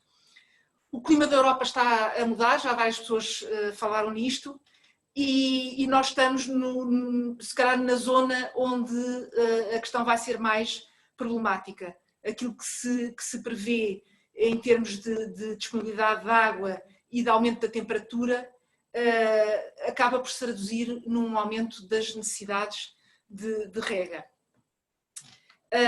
Nós não somos o país que está pior, mas também não somos os que estamos na dianteira em termos da quantidade de água que é usada em relação às disponibilidades. De facto, é usada uma pequena parte das disponibilidades que nós temos. Não sei se conseguem ver, nós estamos ali na parte de cima, mas temos muitos países que estão bastante mais pressionados do que nós em termos de uso da água. No entanto, esta aparente abundância esconde uma realidade que é distinta. Este mapa, o engenheiro Pimenta Machado também já o apresentou, é o índice de escassez que nós temos por bacia. Falta aqui uma coisa que é importante também, que é contarmos com a capacidade de armazenamento que existe nas várias bacias. Eu sei que é difícil termos esta contabilização, mas isto pode mudar um bocadinho o figurino, de facto, da disponibilidade de água. A produção das nossas principais fileiras agroalimentares está toda muito assente no regadio. O azeite, a vinha, o tomate para a indústria, as hortícolas, as flores, as frutas, onde se incluem também os frutos secos, até mesmo o leite e os laticínios, indiretamente através da produção de alimentos para os animais, dependem muito do regadio. E essa pressão varia também ao longo do ano. Há alturas, e muitas vezes é quando a disponibilidade de água é menor, é quando o aumento sazonal da procura de água se intensifica, quer na agricultura, quer também por via da atividade turística. Enfim, este ano talvez seja um bocadinho diferente, mas de facto são duas fontes de pressão que não são iguais ao longo do ano. Ainda assim, e apesar de toda esta dependência do regadio, ou da água para regadio das nossas culturas, em Portugal ainda há muitas áreas com carência de regadio, principalmente no interior do país e na parte sul do país. Portanto, temos aqui ainda um longo caminho a percorrer. Temos problemas de escassez de água mas temos também maneiras de dar, de alguma forma, dar a volta a isso. Do lado da procura, através de medidas de poupança de água, isto não é uma lista exaustiva das medidas que podem ser tomadas, mas enfim, há algumas soluções, por exemplo, diminuir as perdas nos sistemas de abastecimento e distribuição, escolher o sistema de rega mais adequado, fazer a manutenção, não basta ter um sistema de rega muito moderno e sofisticado, se não for feita a manutenção dos sistemas de captação, de transporte e de distribuição de água, acabamos por gastar muito mais do que aquilo que é necessário. Mas também temos que melhorar a eficiência hídrica. Poupar água não é a mesma coisa do que ser eficiente. Nós podemos até estar a gastar mais água, mas se estivermos a ser mais eficientes, acabamos por produzir mais com a mesma quantidade de água. Portanto, melhorar a eficiência, quer ao nível da gestão das massas de água superficiais e subterrâneas, e quer também ao nível depois do agricultor propriamente, de otimizar os equipamentos, usar as melhores práticas, recorrer às tecnologias de informação, à agricultura de precisão, vem aqui dar uma grande ajuda para melhorarmos a eficiência hídrica. Do lado da oferta, há soluções também de armazenar água, os transvasos ou transferências de água, a questão da dessalinização, e entramos então na possibilidade da reutilização de água, que é o tema que nos traz aqui hoje. Surgiram novas regras para uma prática que já é muito antiga, enfim, não era feita nos mesmos moldes, nem de perto nem de longe, mas de qualquer maneira a reutilização da água e a procura de novas origens alternativas de água tem vindo a crescer. Era importante, eu já agora aproveitava para colocar aqui, acaba por ser quase uma questão, mas eu penso que é muito importante que haja um critério comum para contabilizar a utilização e a reutilização, neste caso, de águas. Porque a sensação que tenho é que o critério não é sempre o mesmo. E o facto de contabilizarmos ou não os usos indiretos pode fazer aqui a diferença nos números. E aparecem números, de facto, muito diferentes. Como também já foi dito por algumas das apresentações anteriores, há uma série de iniciativas, quer a nível europeu, quer a nível nacional, e em Portugal nós temos já os requisitos aplicáveis à reutilização da água e temos normas, temos o guia e temos normas nacionais, não sendo regulamentares, vêm aqui pôr algumas orientações na reutilização da água. Portanto, este conceito aplica-se às águas residuais domésticas, urbanas e industriais, destinadas a usos compatíveis com a qualidade, onde entra aqui a questão da rega, e aplica-se também à reutilização de água remanescente proveniente de certos tipos de cultura agrícola, nomeadamente as culturas fora do solo. Eu penso que estamos a pensar aqui, por exemplo, na hidroponia, que estas águas, sendo recolhidas, sejam passíveis de ser usadas na rega de outro tipo de cultura. E aqui aproveito para partilhar também uma outra dúvida que eu tenho, que é a questão do outro tipo de cultura. Porque a hidroponia, se fosse contabilizada, de facto, esta água que anda em recirculação acaba por ser também uma reutilização que eu penso que acaba por não entrar nas contas do país. As vantagens são muitas, já foram aqui apontadas algumas. Do ponto de vista da agricultura, a reutilização permite prolongar o ciclo da água e ajudar a preservar os recursos hídricos, que é um recurso dos mais importantes para a agricultura, em consonância com os objetivos da economia circular. Diminui a carga rejeitada nos meios hídricos, nomeadamente nas zonas sensíveis, isto faz todo o sentido. A quantidade de adubo a aplicar pelos agricultores passa a ser um complemento dos nutrientes que estejam presentes ou não na água da rega. Portanto, os nutrientes que forem veiculados pela água da rega devem ser contabilizados na hora dos agricultores fazerem os seus cálculos de fertilização. E depois o facto de aumentar a umidade do solo e de contribuir para minimizar os efeitos da seca e da escassez tem toda a pertinência e fazem todo o sentido. Permite suprir as necessidades de água para rega em períodos de seca ou em locais com escassez hídrica. E eu aqui pego num exemplo que não foi construído por nós aqui na CAP. Eu aproveitei isto de uma apresentação do ISEL, mas penso que não andaremos muito longe da verdade. Com estas contas, as águas para reutilização existentes, e se pensarmos apenas na questão do volume, portanto, na ausência de outros fatores condicionantes que vamos falar a seguir e que podem pôr aqui alguma dificuldade, mas em termos de volume, o volume de águas para reutilização de que dispomos seria suficiente para regar aproximadamente 80 mil hectares de milho, o que corresponde aproximadamente a 2 anos de rega, se considerarmos as áreas que são feitas atualmente no Ribatejo e no Alentejo, que andam à roda dos 36, 37 mil hectares nos últimos anos. Isto são vantagens, obviamente. Há algumas, não direi desvantagens, mas há alguns aspectos que eu acho que têm que ser postos na balança quando pensamos na reutilização. Em primeiro lugar, a questão da quantidade. É um volume crescente, como já foi dito também, de águas que estão disponíveis, mas isto, em termos de agricultura na União Europeia, isto não serve de maneira nenhuma para colmatar, não é a única solução, não é a satisfação de todas as necessidades para a agricultura. Mas obviamente é importante e cada vez mais é um complemento que não pode ser negligenciado e pode ser muito útil. Depois temos a questão da disponibilidade ao longo do ano. Os principais períodos de rega vão mais ou menos ali de abril a setembro, enfim, consoante os anos e consoante as culturas. Ou seja, é o período do verão que é simultaneamente o período em que há menos caudal afluente no meio receptor. Portanto, a diluição pode ser um pouco mais difícil.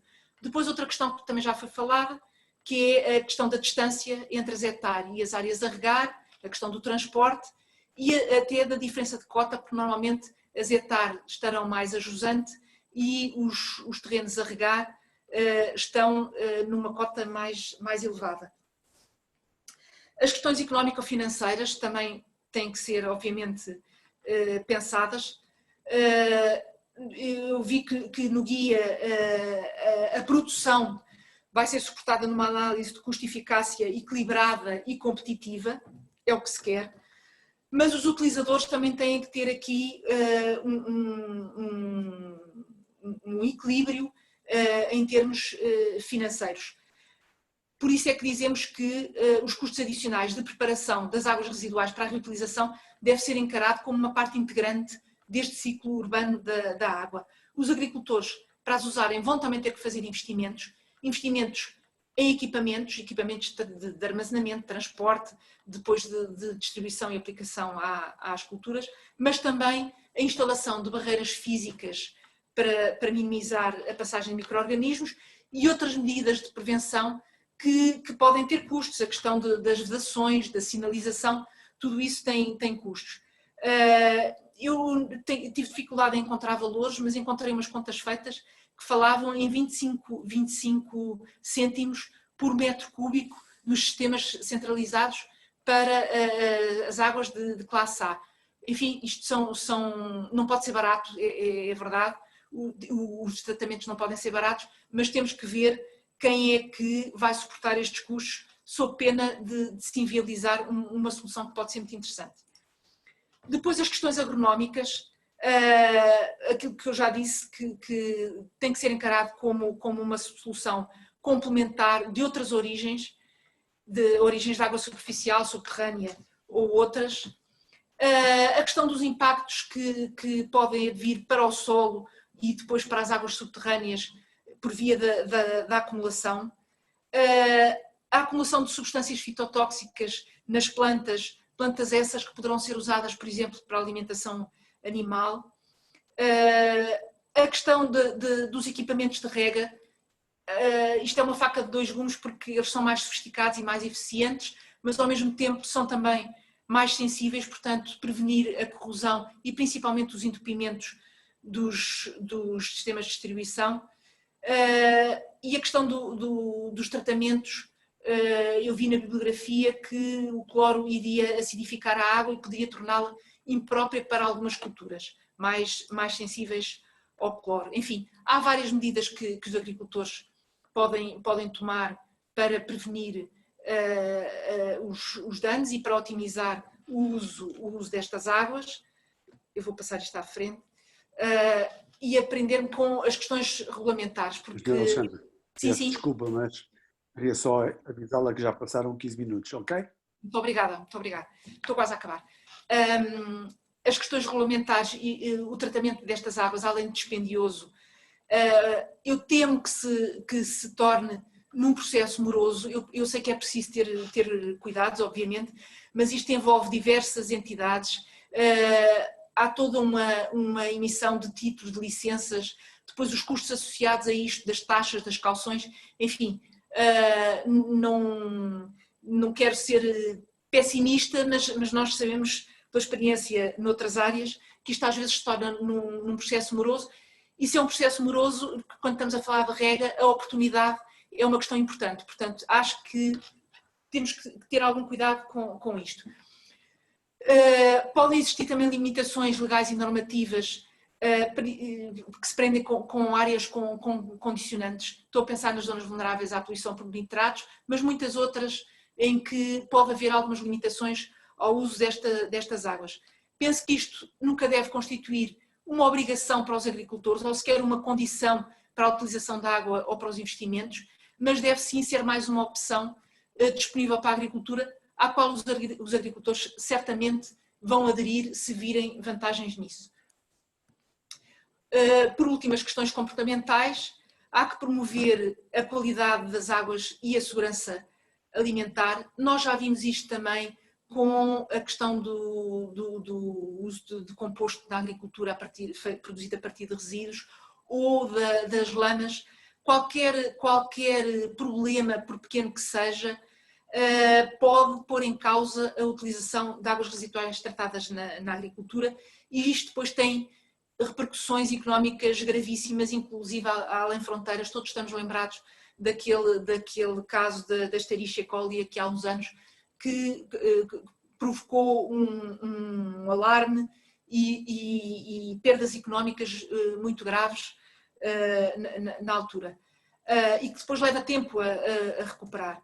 A questão da segurança dos agricultores, dos aplicadores e dos demais intervenientes na cadeia agroalimentar, toda esta avaliação de risco tem de ser feita. No caso dos sistemas centralizados, ela será assegurada no âmbito da segurança e saúde ocupacional, mas enfim, tudo isto tem custos para o agricultor. E a questão da opinião pública, que também já foi aqui falada, de maneira a contribuir para a aceitação pública dos produtos. Nós temos que ter cuidado, e também à semelhança de outros exemplos que já vivenciámos, evitar os maus odores, garantir o distanciamento às habitações, são pequenas coisas com as quais temos que ter cuidado, sob pena de pormos em risco toda esta reutilização. E por último, penso que é importante pensarmos também no apoio técnico que vai ser preciso aos agricultores, à informação e a formação para usar estas águas. Mensagens finais, ou considerações finais, só 4 pontos, no fundo, relembrar aquilo que já falámos. A questão da disponibilidade é da maior relevância, principalmente se atendermos aos cenários das alterações climáticas, que não são muito auspiciosos em termos de disponibilidade de água. Algumas das questões apontadas são determinantes para o sucesso que todos desejamos. Estas questões económicas, processuais, tudo isto é a chave do sucesso desta utilização. A reutilização é um contributo positivo, mas não deve comprometer a preparação de outras origens, porque isto não vai conseguir colmatar todas as necessidades atuais e futuras da agricultura.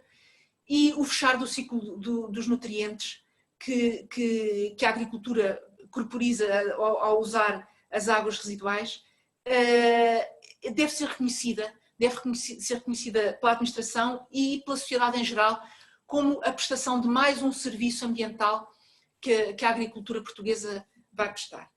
Eu fico disponível para as questões que queiram colocar e muito obrigada pela vossa atenção. Muito obrigado, General Alexandra Brito, pela sua exposição.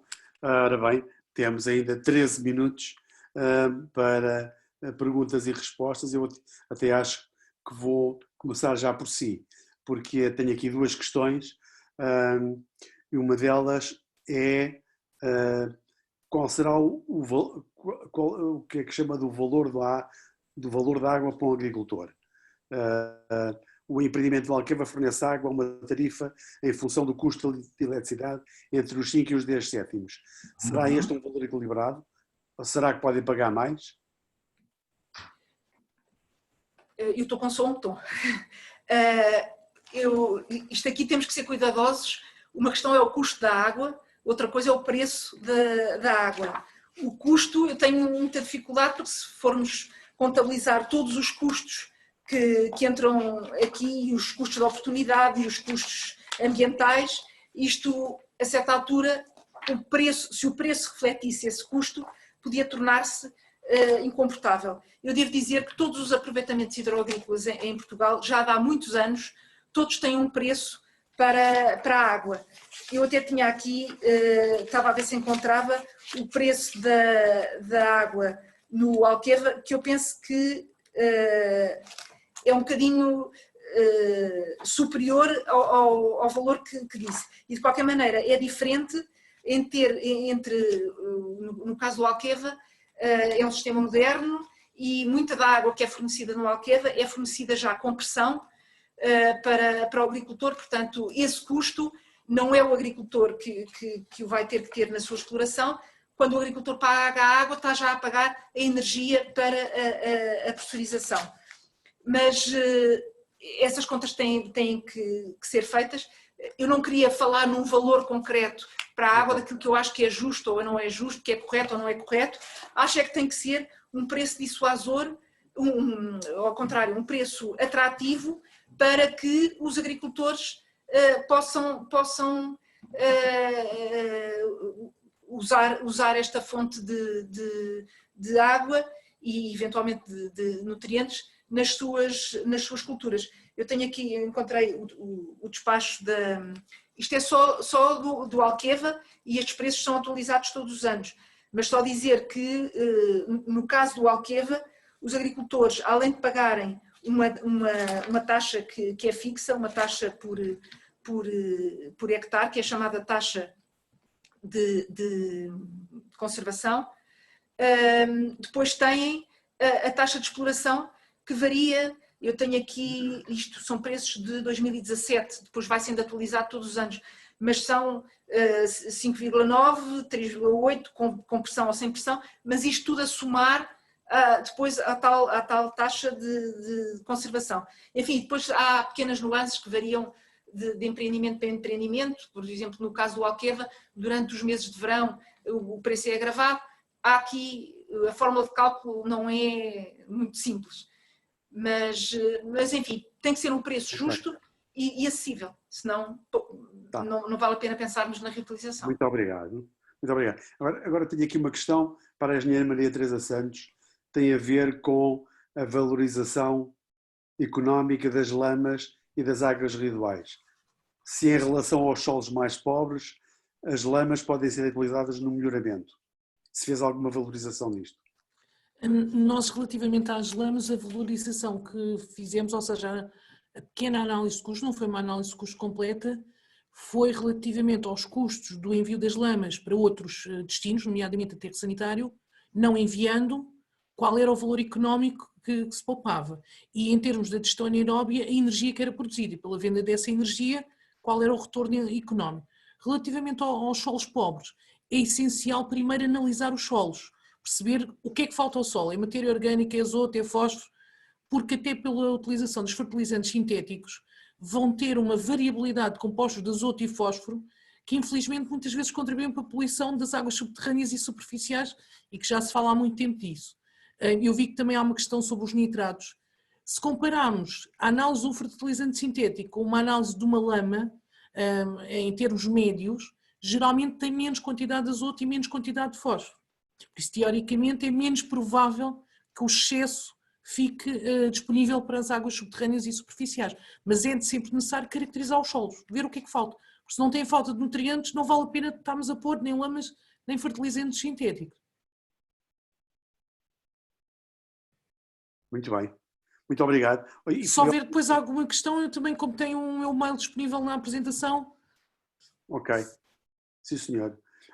Então, eu vou passar então a uma questão interessante para a engenheira Rita Alves, que é a seguinte, a ver onde é que ela está. Ok. É a seguinte. Em Singapura, um dos participantes diz que em Singapura a água é constantemente reutilizada para vários usos, mas sobretudo para consumo humano. Se tem alguma ideia quando será possível e em que proporção poderemos, na região de Lisboa-Vale do Tejo, reutilizar águas para consumo humano?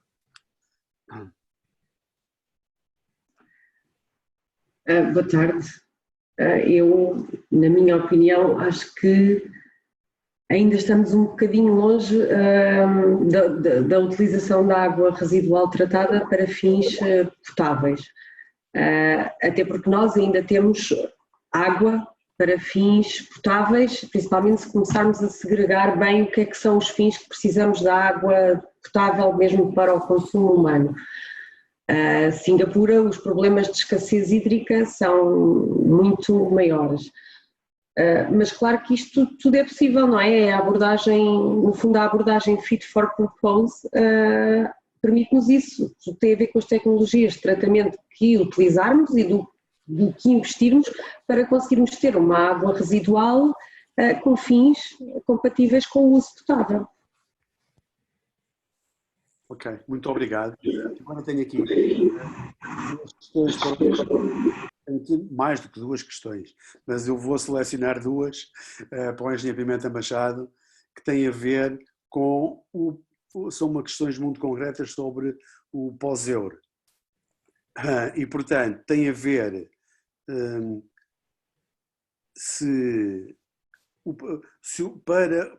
para o aviso do pós-euro, se só são aceites candidaturas que estejam enquadradas nos planos de eficiência hídrica e se Lisboa já tem esses planos.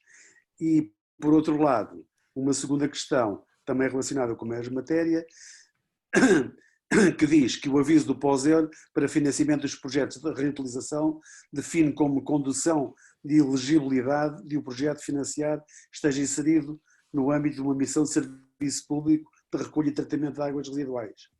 No entanto, os regimes jurídicos dos serviços de âmbito municipal e multimunicipal de saneamento não abrangem a atividade de reutilização enquanto serviço público. Assim sendo, como é que é possível tornar elegíveis projetos desenvolvidos pelas entidades gestoras dos serviços multimunicipais? Sr. Engenheiro, faz favor. Obrigado. Duas boas questões. Alguém estava muito atento à apresentação, o que é bom. A primeira é mais ou menos simples, aquilo que é a elegibilidade. Nós definimos 3 critérios. Primeiro, integrar o plano de eficiência hídrica para o Algarve e Alentejo, e todos percebemos porquê, porque são zonas onde a escassez é mais intensa, e também, acessoriamente, que fazem parte, que integrem medidas dos planos de gestão da região hidrográfica. No fundo, esse potencial beneficiário, o candidato a este aviso, tem que perceber se encaixa um destes 3 critérios. São esses 3 critérios. Se tiver dúvidas, tenho o meu e-mail, coloca por escrito e nós daremos resposta a essas dúvidas. Fica aqui esse meu compromisso. Segunda questão é uma questão de natureza jurídica e muito pertinente, que na altura, eu até aproveitei este intervalo falei com a questão do PSEUR, vi aqui a pergunta, deixa-me cá já esclarecer com o colega. Enfim, não vamos complicar, essa é uma questão. Enfim, eu percebi se alguém ligado à Associação de Municípios ou ligado ao município que tem METAR ou uma entidade, uma concessionária, tem um contrato dentro do consenso e o concessionário. É evidente que naquilo que é o estatuto, no âmbito desse contrato, eu imagino que o objetivo é apenas recolher e tratar águas residuais e que a reutilização não faça parte desse tema. É uma questão que nós estamos a estudar do ponto de vista jurídico, não é isso, fica aqui já expresso, que vai impedir que submeta a candidatura e depois já tem uma resposta jurídica para enquadrar, no fundo, não diria que é uma lacuna, mas como isto é tudo novo, é verdade, isto é tudo novo, e é que agora encontrar aqui um caminho para responder a isso. Fica aqui esse compromisso, mas a resposta é essa, não é isso que vai impedir de que possa submeter uma candidatura e venham elas lá boas candidaturas que nós bem precisamos. Obrigado, Sr. Engenheiro. Eu tenho aqui outra pergunta que eu acho que ia colocar. Está aqui um outro participante que pergunta se é possível diluir as águas tratadas. É que no caso dos efluentes é proibido. Meu caro, exatamente, há uma coisa que eu vou já responder. A diluição não é uma forma de tratamento. Se fosse uma forma de tratamento, nós não precisávamos tratar nada, não é? Era uma questão de diluir. E, portanto, a diluição não é forma de tratamento. E há aqui outra, já agora a propósito, isto é aqui outra questão que foi aqui e acolá foi referida nas intervenções, tem a ver com a reutilização indireta. Por exemplo, Espanha, que tem melhores indicadores que Portugal, aliás, não sei se vocês repararam na minha apresentação, tem claramente melhores indicadores, mas para eles o conceito de reutilização é muito mais lato. Isto é, para eles, quando eu tenho METAR, um operador tem METAR, descarrego essa água residual tratada numa linha de água, a jusante tem um agricultor, capta essa água, cerca de 500 metros, e para eles isso é uma reutilização. Vocês vão entender? E, portanto, com essa interpretação, obviamente eles têm muito melhores indicadores. Portanto, fica já essa nota aqui, isso para nós, no nosso conceito, não é reutilização, mas para eles, isso, no caso particular de Espanha, é uma reutilização. Gostava também, se me permite, a propósito de Singapura, que é um caso, mas também há uma cidade do Quénia, que eu não me recordo qual é, que foi montada uma METAR de uma empresa alemã e que já estão a usar essa água para fins, para consumo humano. Já estão a potabilizar uma água de reutilização para consumo humano, porque realmente, sabemos todos, Singapura tem um problema de escassez de água grave, não é? Não tem água, face aquilo que são as utilizações. De facto, aí é uma questão, os engenheiros resolvem tudo, não é? Sabemos que os engenheiros resolvem tudo. É uma questão de tecnologia. Mas claramente isso tem custos incomportáveis, tem questões de risco. E, portanto, é aqui um caminho que está a fazer. Nós, felizmente, aqui em Portugal, do que tem a ver a disponibilidade, a situação, enfim, obviamente a sul do Tejo, eu diria que Portugal tem duas realidades. Nós é um país, apesar de tudo, curto, mas temos realidades muito diferentes. Eu diria que há uma espécie de uma cordilheira ali no Tejo, para norte e para sul. Para sul temos problemas de escassez graves, mas para norte, em ponto de vista de disponibilidade, numa abordagem, numa análise mais macro, a situação é mais tranquila. Mas claramente para o sul a situação é mais preocupante e, portanto, nós já não estamos naquela situação de crise grave, não. Enfim, o foco nesta fase intermédia, é apenas apostar na água para a agricultura, para a lavagem de ruas. A mim custa muito passar numa cidade que já vi com os meus olhos, a água que eu bebo está a ser usada para lavar o caixote de lixo. Isto é uma coisa que não faz sentido nenhum. Temos que acabar com isso, é um caminho que temos de fazer aqui e, portanto, era essa nota que eu gostava de dar aqui. Muito obrigado. Muito obrigado em todos. Lamentavelmente, agora que isto começava a ficar interessante, pois, agora que era tenho horários a cumprir e vamos ter que ficar por aqui.